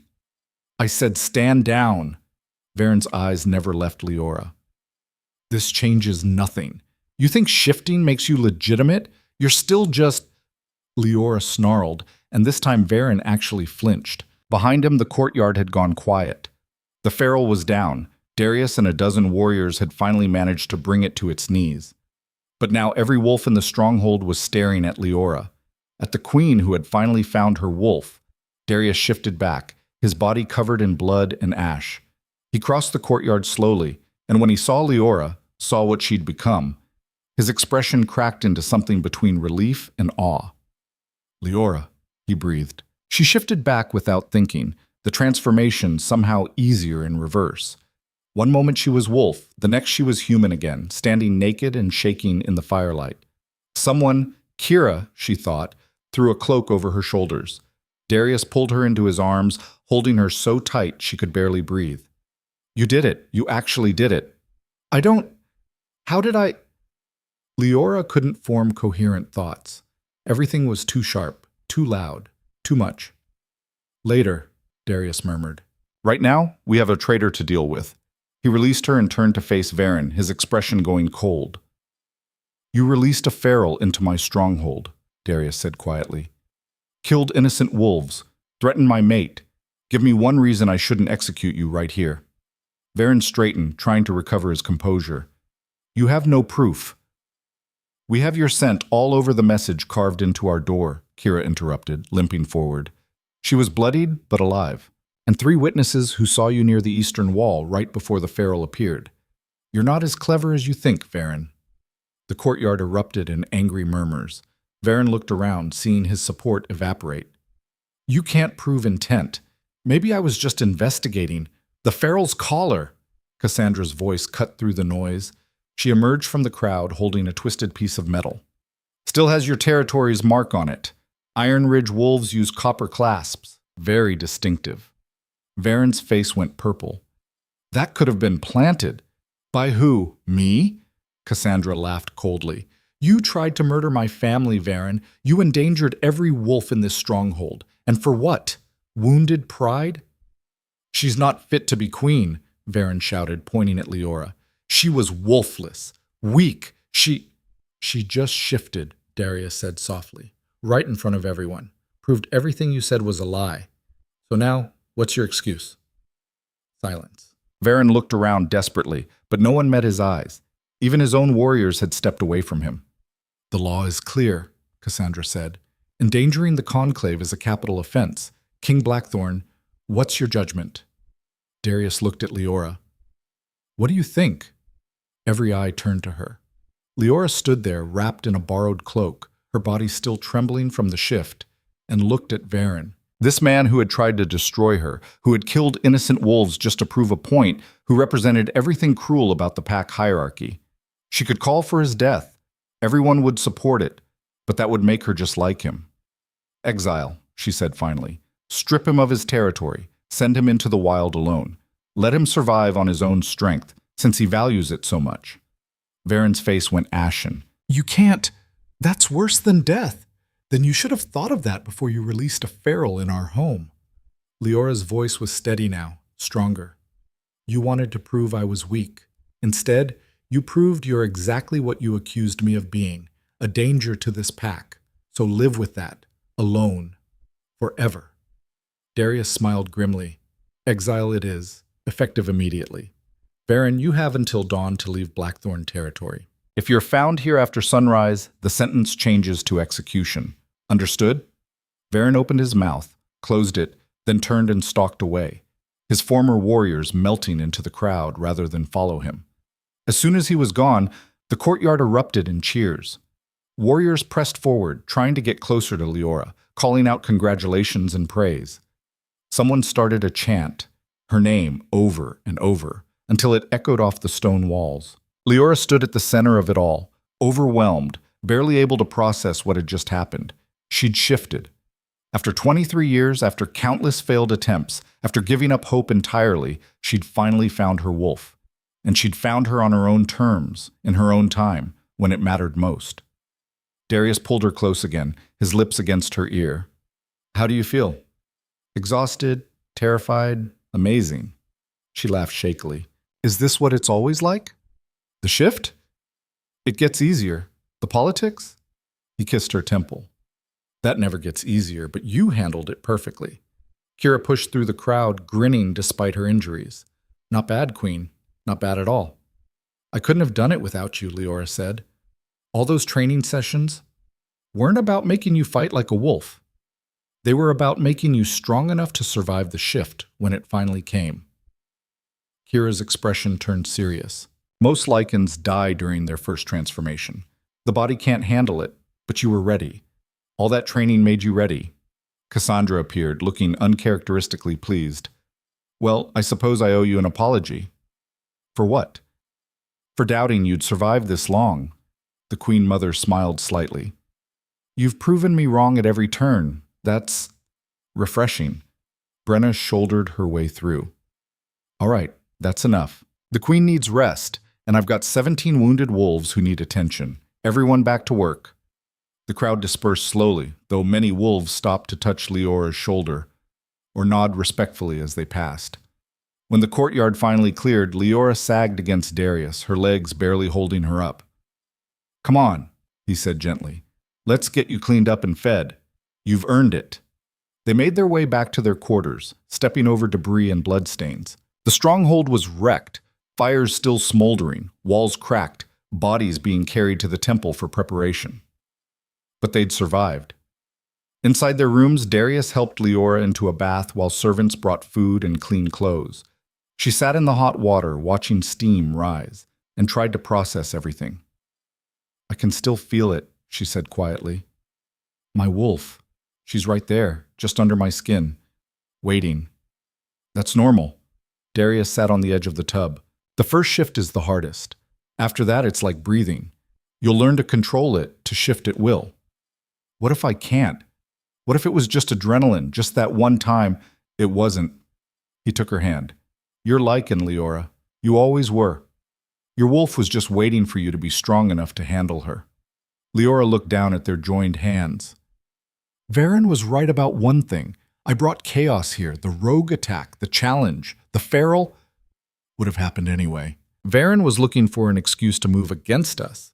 If it hadn't been you, he'd have found something else. Darius squeezed her hand. You didn't cause this. You survived it. There's a difference. She wanted to believe him. After the bath, she ate mechanically. Bread, meat, fruit, barely tasting any of it. Her body needed fuel, but her mind was elsewhere, replaying the shift over and over.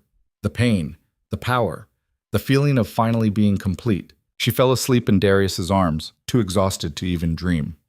When she woke, sunlight was streaming through the windows and someone was pounding on the door. Darius was already up, pulling on clothes. What is it? Kira's voice came through the door. You need to see this, both of you. They dressed quickly and followed Kira to the eastern wall. A crowd had already gathered, all staring at something beyond the gates. Liora pushed through until she could see. In the snow outside the stronghold, someone had left another message. Not carved this time. Written in what looked like ash and blood. 10 words that made Liora's blood run cold. The wolfless queen has awakened. Now the real hunt begins. Below it, driven into the frozen ground like a grave marker, was a wooden stake. And impaled on that stake was Alpha Varen's head. His eyes were still open, frozen in an expression of absolute terror. The crowd erupted in shocked whispers. Who did this? Someone demanded. Varen was exiled, not executed. Something killed him between here and the border. What kind of something leaves a message? Darius's face had gone pale.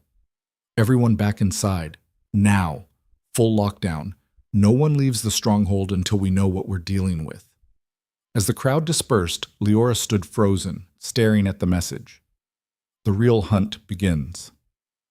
This isn't over, she whispered. Darius put his arm around her shoulders. No, it's not. Whatever's out there, whatever killed Varen and left that message, it's not done with us yet. Do you think it's another feral? I don't know. But ferals don't leave messages. They don't hunt strategically. He pulled her closer. Whatever this is, it's intelligent, and it knows exactly who you are. Liora looked up at him. What do? We prepare. We train. And when it comes, his eyes blazed gold. We're ready. Cassandra appeared beside them, her expression grim. The other territories are leaving. They say the stronghold isn't safe anymore. That whatever darkness you brought with you, she looked at Liora, is spreading. Let them leave, Liora said, surprising herself with the steel in her voice. Anyone who runs at the first sign of real danger isn't worth keeping. Cassandra smiled slightly. There's the queen I've been waiting for. They stood on the wall together, watching the snow fall over Varen's head, over the message written in blood. And somewhere in the mountains beyond, something howled. Different from the feral. Deeper. Older. Answering. Liora felt her wolf stir inside her, no longer sleeping, no longer waiting. Ready, the wolf seemed to say, finally ready. Good, Liora whispered back, because I'm done running. She turned to Darius. Whatever's coming for us, we face it together. No more hiding, no more trying to be what everyone expects. We fight on our terms. Darius pulled her into a fierce kiss. When they broke apart, he was smiling. On our terms. Kira stepped forward, placing her fist over her heart. I'm with you. Brenna followed suit, then more warriors, then dozens. By the time the sun reached its zenith, nearly half the stronghold's wolves had pledged themselves to Liora's service. Not because she was Darius's mate, because she was their queen. And queens didn't bow. They stood and fought, no matter what came hunting in the dark. The hunt came 3 days later, just before dawn, when the stronghold was at its most vulnerable. Liora woke to silence, not the peaceful kind, but the hollow, waiting silence that comes right before violence. She was already reaching for her blade when Darius sat up beside her, his body coiled tight. Something's wrong, he said. I feel it too. They dressed in seconds, not bothering with ceremonial armor. This wasn't about appearances. This was survival. The corridors were empty as they made their way to the main hall. Too empty.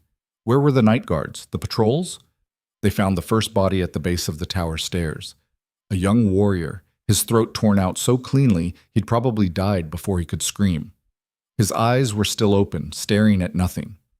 Darius knelt beside him, touching 2 fingers to the dead wolf's forehead in a silent prayer of passing. When he stood, his expression was carved from stone. This wasn't a feral. Ferals are messy, chaotic. This is precise. Professional. Then what? A howl split the pre-dawn darkness. Then another. Then a dozen more, rising in a chorus that made Liora's newly awakened wolf pace restlessly inside her chest. They ran toward the sound, bursting out into the main courtyard, and stopped. Warriors lined the walls, weapons drawn but frozen in place. In the center of the courtyard stood a circle of figures, wolves, but wrong somehow. Their forms flickering between human and beast like shadows dancing in firelight. They wore no armor, carried no weapons. They didn't need them. And in the center of that circle stood a woman. She was tall, angular, with hair the color of old blood and eyes that burned silver instead of gold. Scars covered her exposed arms, each one deliberate, ceremonial. She wore leather the color of smoke, and when she smiled at Liora, it was like looking into a mirror made of nightmares. "Hello, sister," the woman said. Liora's blood turned to ice. "I don't know you." "No, but I know you. I've been watching you for months, ever since the Lycan King claimed the last surviving Vance." The woman's smile widened. "Did you really think you were the only one?" Darius moved to stand between them. "Who are you?" "My name is Seraphine Vance, and I'm here to collect what's mine." The name hit Liora like a physical blow. Vance. Her family name. But her parents had died when she was 5, and she'd been told she had no siblings, no living relatives. "You're lying," Liora said, but her voice shook. "Am I?" Seraphine gestured, and one of her wolves threw something at Liora's feet. A leather-bound book, old and water-stained. Liora picked it up with trembling hands and opened it. Birth records, her parents' names, her own birth documented carefully. And below it, another entry. Seraphine Vance, born 2 years prior. Status, feral. Removed from pack records. Exiled at age 7. "You were culled," Liora whispered, reading the cramped handwriting. "They said you were dangerous, unstable. They sent you into the wild to die." "They tried." Seraphine's voice was cold. "But I survived. I learned to embrace what they called madness. I gathered others like me. Wolves the packs threw away, deemed too broken, too violent, too wrong to deserve life. We became our own pack, stronger than any territory, free from their laws."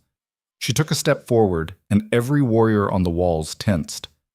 And then I heard about you, the wolfless sister who somehow survived, who caught a king's attention, who stood before the entire conclave and refused to break.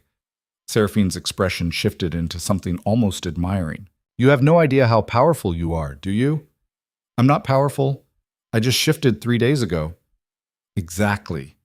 Seraphine's eyes blazed. You held a Lycan transformation inside your body for over 20 years without dying. Do you understand how impossible that is?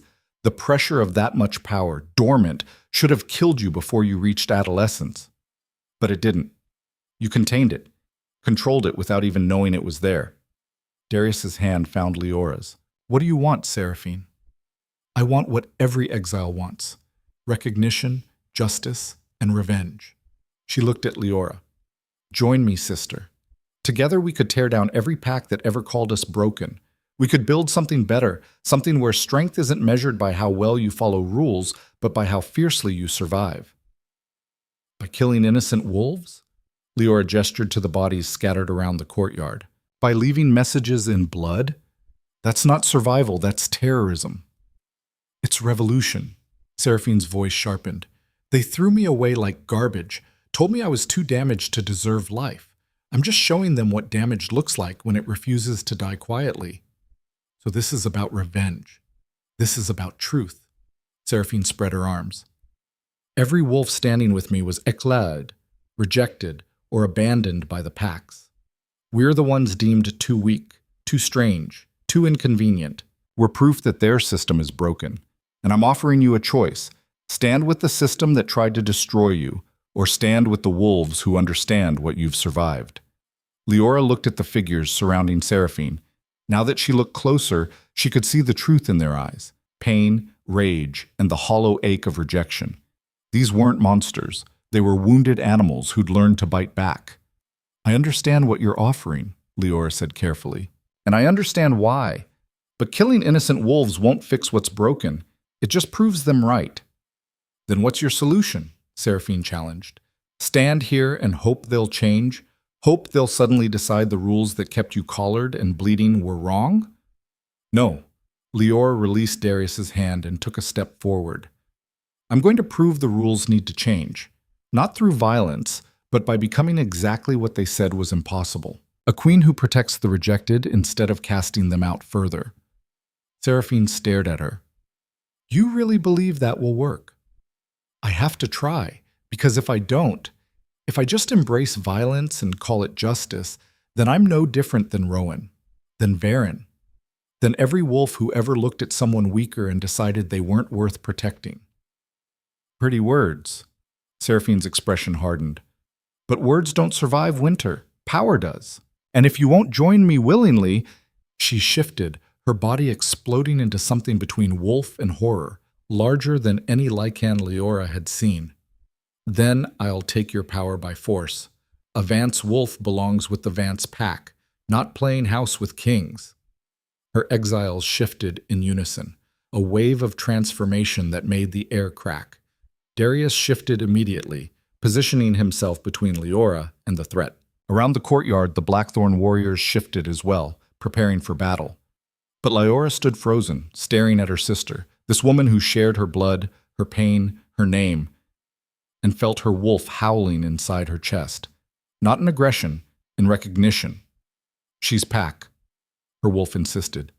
Broken, but ours. Wait, Liora said. Everyone paused.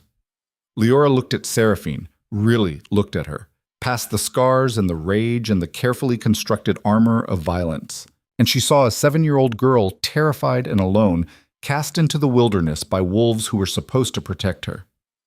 You're right, Liora said quietly. The system is broken. It was broken when they exiled you. It was broken when they collared me. It's broken every time a wolf is deemed unworthy just for being different. She took another step forward. But destroying it just creates more pain, more exiles, more wolves who grow up believing they're monsters. So what do you suggest? Seraphine's voice dripped skepticism. Asking nicely for them to change? No, I suggest building something better, right here, right now. Liora looked around at the assembled wolves, Blackthorn warriors, Seraphine's exiles, all of them watching, waiting. What if we created a new law? One that says exile isn't the answer to difference. That wolves deemed too broken, too strange, too wrong by their original packs have a place here. Protection, training, a chance to prove they're more than their worst moments. The courtyard erupted in protests. You can't be serious. Those are ferals! Killers! They murdered our wolves! Enough! Darius's voice cut through the noise like thunder. He shifted back, standing beside Liora. She's right. The old laws have been failing us for generations. We exile the broken and wonder why they come back as monsters. Maybe it's time we stopped creating the very threats we claim to fight. Cassandra pushed through the crowd, her expression unreadable. You're proposing we take in exiles, the very wolves who just attacked us, who killed 17 of our people. I'm proposing we offer them a choice, Liora said. The same choice Darius offered me. A chance to be something other than what everyone expects, to prove they're more than their damage. She turned to Seraphine. Your wolves have survived impossible odds. They've endured pain that would break most of us. That takes incredible strength. Imagine what they could do with training, support, and a pack that actually values them. Seraphine's expression was unreadable. And in exchange, you stop killing, you submit to Blackthorn law, and you help me build something better than what cast both of us aside. Liora held out her hand. Please, sister, I don't want to fight you. I want to stand beside you. For a long moment, Seraphine didn't move. Then, slowly, one of her exiles, a scarred woman with white hair, stepped forward. I'm tired of running, she said quietly. Tired of killing. If there's really a chance for something different— There isn't, Seraphine snapped. They'll betray us the moment we're vulnerable. Then we make them swear oaths, the white-haired woman said. Blood oaths, binding. If they break them, we leave. But if they honor them— She looked at Liora with something desperate in her eyes. Maybe we finally get to stop being monsters. Other exiles murmured agreement. Not all of them, but enough. Seraphine looked at her wolves, seeing the hope dawning in their faces. The hope she'd spent years trying to kill because hope hurt worse than rage. You'll fail, she said to Liora. The moment real pressure comes, they'll revert. They'll cast us out again. Then I'll stop them. Liora's voice was steel. I'm not asking you to trust the system. I'm asking you to trust me, your sister, the girl who survived the same hell you did and came out the other side still believing there was a better way. Seraphine stared at her for what felt like an eternity. Then, with visible reluctance, she shifted back to human form. Her exiles followed, one by one, until the courtyard was filled with naked, shivering wolves who looked more terrified than threatening. One chance, Seraphine said. You get one chance to prove this isn't another beautiful lie. But the moment you betray us, I won't. Seraphine studied her sister's face, searching for deception, for weakness. She found neither. Finally, reluctantly, she took Liora's hand. The moment their skin touched, something flared. Not the mate bond Liora shared with Darius, but something equally powerful. Blood recognition, pack recognition, family. Cassandra's voice cut through the moment. This is insane. We don't have the resources to rehabilitate exiles. We don't have the facilities, the expertise. Then we'll build them, Liora said, not releasing Seraphine's hand. We'll create new structures, new laws, whatever it takes. And who pays for this? Who trains them? Who takes responsibility when one of them snaps and kills again? I do, Liora said simply. I take full responsibility. If this fails, if even one exile under my protection harms an innocent wolf, I'll submit to whatever judgment the conclave demands, including exile myself. The crowd gasped. Darius turned to her sharply. Liora, you can't— I can. She looked up at him. This is my purpose. Not just being your mate. Not just surviving, but making sure no wolf ever has to endure what Seraphine and I endured, what countless others have endured because the system failed them. You'll stake your entire position on this? Your safety? Your life? Yes. Darius stared at her, dozens of emotions warring across his face. Then slowly, he smiled. Then I stand with you, and anyone who challenges your decision challenges me. Kira stepped forward next. I'm with you, Queen. Someone has to keep these exiles in line. Might as well be me. Brenna followed. I've seen what exile does to wolves, the damage, the trauma. If you're serious about healing instead of punishing, you'll need healers who understand that. Count me in. One by one, wolves pledged themselves to Liora's vision. Not all of them. Some walked away, unwilling to risk their safety on what they saw as naive idealism. But enough stayed. Enough believed. Enough wanted to prove that change was possible. Within hours, the stronghold transformed from a battlefield into something else entirely.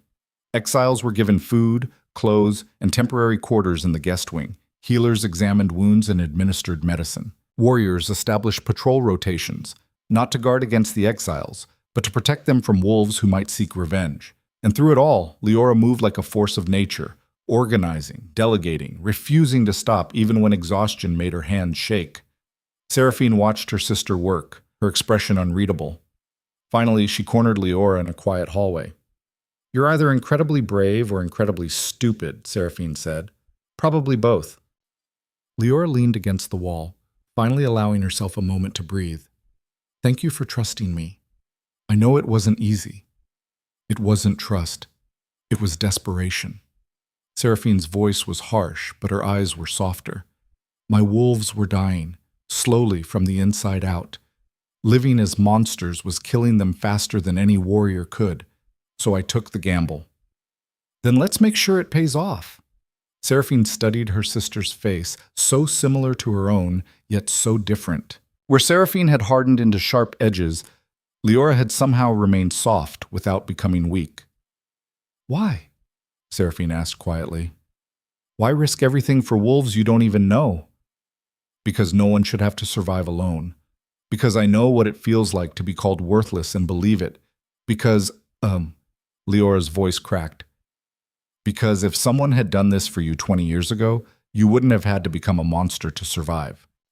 Something in Seraphine's chest cracked open. She turned away quickly, blinking hard. Don't make me regret this. I won't. Seraphine left without another word, but Liora saw the way her sister's shoulders shook as she walked away. Progress. Painful, imperfect, but real. The next weeks were chaos, but the productive kind. Structures were built. Dormitories for the exiles, training facilities, healing centers. Laws were drafted, argued over, revised, and finally implemented. The Exile Integration Protocol, they called it, and it was unlike anything the Lycan territories had ever seen. Exiles would undergo evaluation, training, and gradual integration into pack life. They'd have mentors, healers, and advocates. They'd be given real chances to prove themselves, not just thrown into impossible situations and judged when they failed. Not every territory agreed. Some called it soft, dangerous, naive. But enough backed it. Enough recognized that the old way had created an endless cycle of violence that benefited no one. And at the center of it all stood Liora. No longer the wolfless girl who couldn't defend herself, but a queen who had discovered her strength lay not in teeth and claws, but in her refusal to abandon the wounded. 3 months after Seraphine's arrival, the first exile completed the integration program, the white-haired woman who had spoken up during the confrontation. Her name was Mira, and she'd been exiled at 16 for defending herself against an abusive alpha. The ceremony was simple. Mira stood before the assembled Blackthorn pack and swore oaths of loyalty. In return, she received a place, a purpose, and the kind of acceptance she'd thought was lost forever. When it was over, she approached Liora with tears streaming down her face. Thank you for seeing us as wolves instead of monsters. You were never monsters, Liora said gently. Just survivors who were never given a better option. More exiles followed. Not all succeeded. Some couldn't adjust, couldn't release the rage that had kept them alive in the wilderness. Those were offered resources and sent peacefully on their way, with warnings that violence would not be tolerated, but neither would they be hunted unless they became genuine threats. It wasn't perfect, but it was better. 6 months after the confrontation, Liora stood on the stronghold walls at sunset, watching training exercises below. Exiles and Blackthorn warriors working together, learning from each other, building something new. Darius joined her, sliding his arm around her waist. You did it. We did it. No. He kissed her temple. This was you, your vision, your courage. I just followed your lead. Liora leaned into him, watching the wolves below.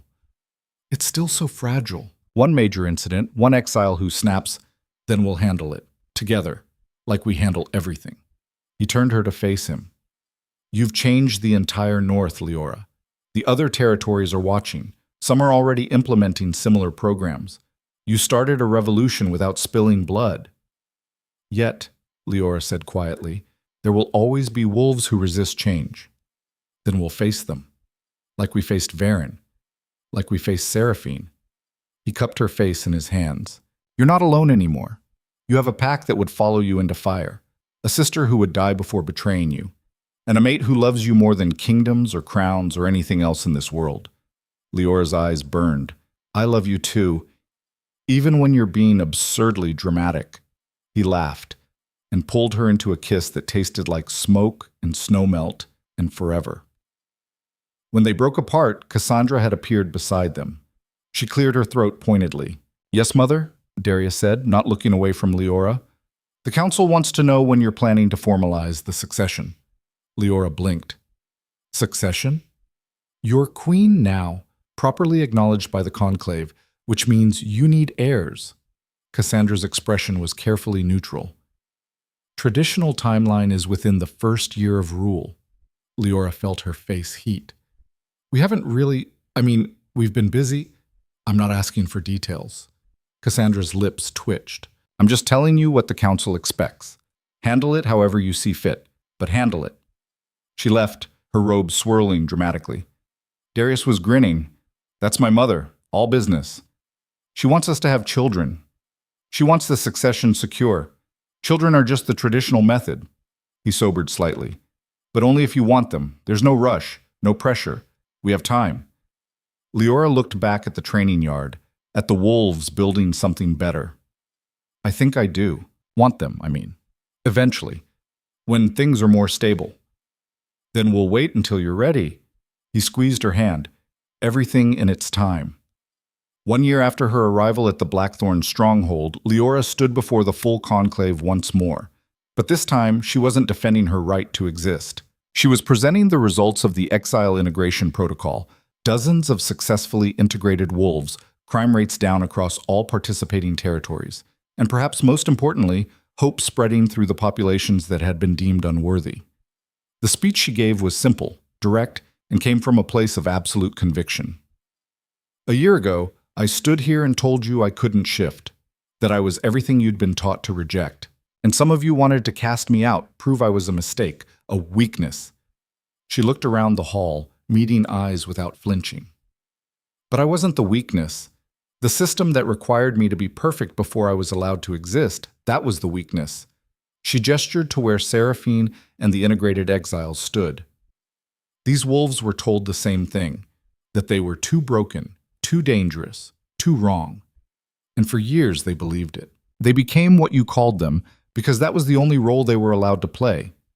But given an alternative, given support, training, and the radical notion that they deserved a chance, they became protectors, healers, teachers, productive members of our society instead of threats we had to hunt. She paused, letting the words sink in. I'm not saying the old laws were all wrong. I'm saying they're incomplete.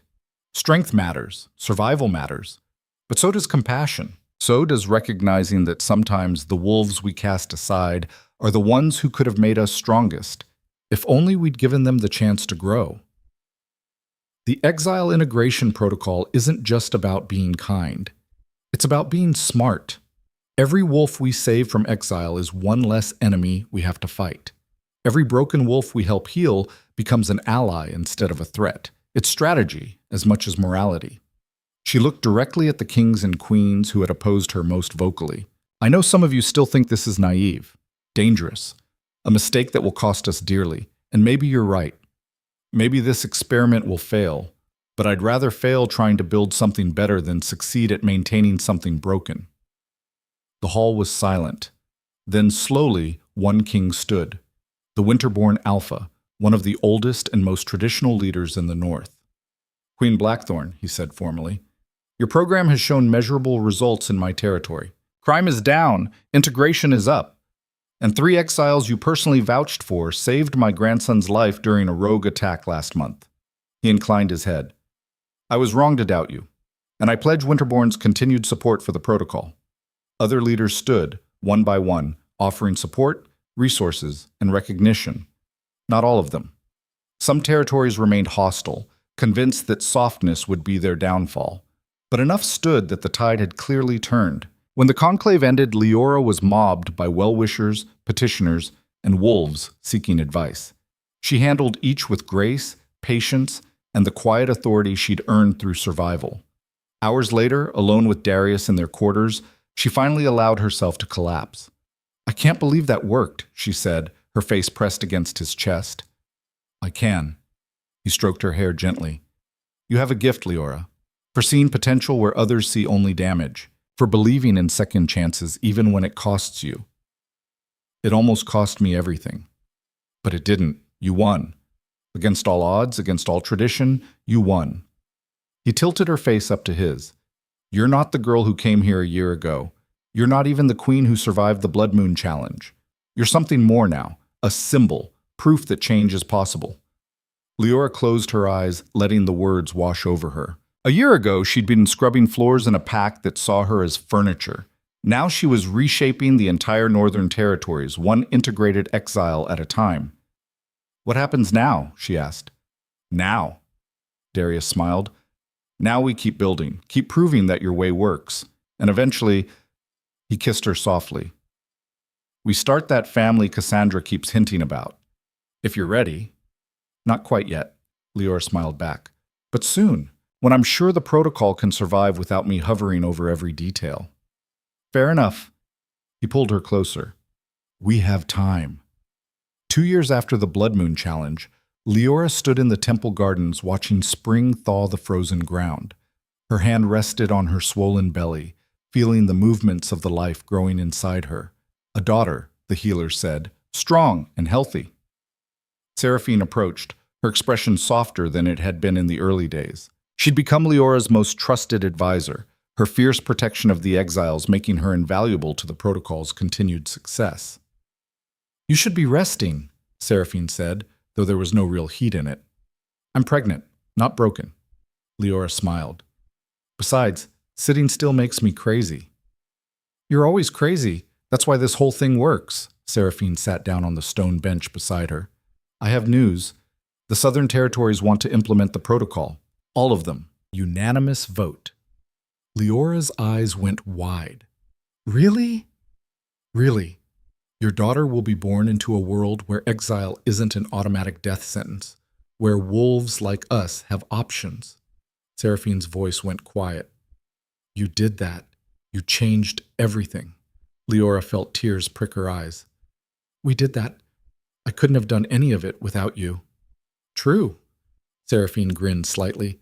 But you're the one who believed it was possible in the first place. I just followed your lead. They sat in comfortable silence, watching new growth push through old soil. Thank you, Liora said eventually, for trusting me, for giving this a chance. Thank you for seeing me as something other than a monster. Seraphine's hand found Liora's. For being the sister I thought I'd lost. You never lost me. I was just waiting to be found. The sun rose higher, warming the gardens, melting the last of winter's grip. Around them, the stronghold hummed with life. Integrated exiles training alongside warriors, children playing without fear, a community building something unprecedented. 5 years after arriving at the Blackthorn stronghold, Liora addressed the conclave one final time. Her daughter, Arya, sat on Darius's lap in the front row, watching with the serious expression of a 3-year-old who knew this was important but wasn't quite sure why. Beside them, Cassandra beamed with pride. Kira stood at attention with the warriors. Brenna represented the healers. And Seraphine stood with the integrated exiles, now numbering in the hundreds across all territories. 5 years ago, Liora began, I stood before you as a wolfless girl who had no business surviving, let alone leading. I was everything you'd been taught to reject. Weak, broken, wrong. She paused, looking around the hall. But I wasn't those things. I was just different. And difference, I've learned, isn't weakness. It's potential. It's the seed of change. It's what pushes us to evolve beyond what we thought possible. The exile integration protocol has proven that. Hundreds of wolves who were deemed too damaged to save are now productive members of our society. They're warriors, healers, teachers, parents. They're proof that second chances aren't naive idealism. They're practical investment in our collective future. But this isn't the end. It's the beginning. Because for every exile we've integrated, there are dozens more in the wilderness, believing they're monsters because that's what we told them. And that needs to change. She gestured to a document on the table before her. I'm proposing the Redemption Accords, a comprehensive reform of our justice system, not just for exiles, but for all wolves. A system that prioritizes rehabilitation over punishment, that recognizes trauma as something to heal instead of evidence of unworthiness, that gives every wolf the chance to become their best self instead of their worst. The hall erupted in discussion. Liora waited for it to quiet. I know this is radical. I know it challenges traditions that have stood for centuries. But traditions that hurt us aren't worth keeping. And a system that creates enemies it then has to destroy is fundamentally broken. She looked at Arya, who was watching her mother with wide, golden eyes. I want my daughter to grow up in a world where wolves aren't discarded for being imperfect, where strength means helping others survive, not crushing those who stumble, where queens aren't just warriors but healers, where power is measured not by how many you can kill, but by how many you can save. That's the world I'm fighting for. That's the world the Redemption Accords would create, and I'm asking you, all of you, to fight for it with me. She sat down. The hall was silent for a long moment. Then the Winterborn Alpha stood. I vote in favor. One by one, every territory leader stood and voiced their support. Not unanimous. There were still holdouts, still traditionalists who believed the old ways were safer, but overwhelming, undeniable. The Redemption Accords passed with a 73% majority. When the session ended, Liora was surrounded by wolves wanting to congratulate her, pledge support, or simply touch the queen who had reshaped their world. Eventually, Darius managed to extract her from the crowd. Arya balanced on his hip. Mama's famous, Arya announced seriously. Mama's exhausted, Liora corrected, taking her daughter and holding her close. But happy. You should be.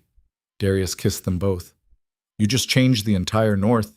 Again, it's becoming a habit. Good habits are worth keeping. Liora smiled, breathing in her daughter's scent, milk and honey and perfect innocence. This is for her. For all of them. So they never have to survive what we survived. They won't. Darius wrapped his arms around them both. Because you made sure of it. 10 years after her arrival at the Blackthorn stronghold, Liora stood on the walls one final time. The territories spread out before her, no longer fractured, no longer at constant war with themselves. The Redemption Accords had taken root, changing not just laws but hearts. Crime was down. Integration was up. Exiles were no longer automatically hunted, but given chances to return, to heal, to become. It wasn't perfect. There were still conflicts, still wolves who rejected change, still moments when the old ways tried to reassert themselves. But the tide had turned, permanently. Arya appeared beside her, now 13 and already showing signs of the powerful Lycan she would become. What are you thinking about? About how far we've come. Liora put her arm around her daughter. About the girl I used to be, scrubbing floors and believing I was worthless. You were never worthless. I know that now, but I had to learn it the hard way. Liora looked down at her daughter. That's why I fight so hard for the protocol. So other wolves don't have to learn it the way I did, through pain and rejection and nearly losing everything. Arya leaned against her mother. I'm glad you didn't give up. On yourself or on us? I'm glad too. Liora kissed the top of her daughter's head. Now go. Your father's waiting to start training, and you know how impatient he gets. Arya laughed and ran off, her footsteps echoing on the stone. Liora watched her go, this daughter who would grow up knowing she was valued, who would never wear a collar, who would help build an even better world than the one Liora had created. You did it! Seraphine's voice came from behind her. Everything you said you would. You changed the world. Liora turned to face her sister. We did it. Together. Together, Seraphine agreed. Though I'm still waiting for it all to collapse. Old habits. It won't. Because we built it strong, built it on truth instead of tradition, on compassion instead of cruelty. Liora smiled. And because we're not done yet, there's always more work to do. Always. Seraphine moved to stand beside her, both of them looking out over the territories they'd reshaped. But for now, maybe we can just enjoy what we've accomplished, just for a moment. Just for a moment? Liora agreed. They stood together in comfortable silence, two sisters who had survived impossible odds and used that survival to make sure others wouldn't have to. The sun set over the mountains, painting the snow gold and crimson. And in that light, Liora saw not the girl she'd been, broken, collared, invisible, but the woman she'd become. A queen who ruled not through fear, but through fierce, unrelenting compassion. A healer who saw potential in damage and possibility in pain. A survivor who had learned that the strongest wolves weren't the ones who never fell, but the ones who got back up and helped others do the same. She had been the girl no one saw. Now she was the queen everyone remembered. And that, Liora thought, as she watched her daughter train below with the children of integrated exiles, was worth every scar, every tear, every moment of doubt. She had survived, she had transformed, and she had proven that the most revolutionary act wasn't violence or vengeance. It was choosing, every single day, to build something better than what tried to break you. The wolf who had waited so long to wake had finally found her purpose. Not in teeth and claws and domination, but in the radical, dangerous, world-changing power of refusing to let anyone ever again be called worthless.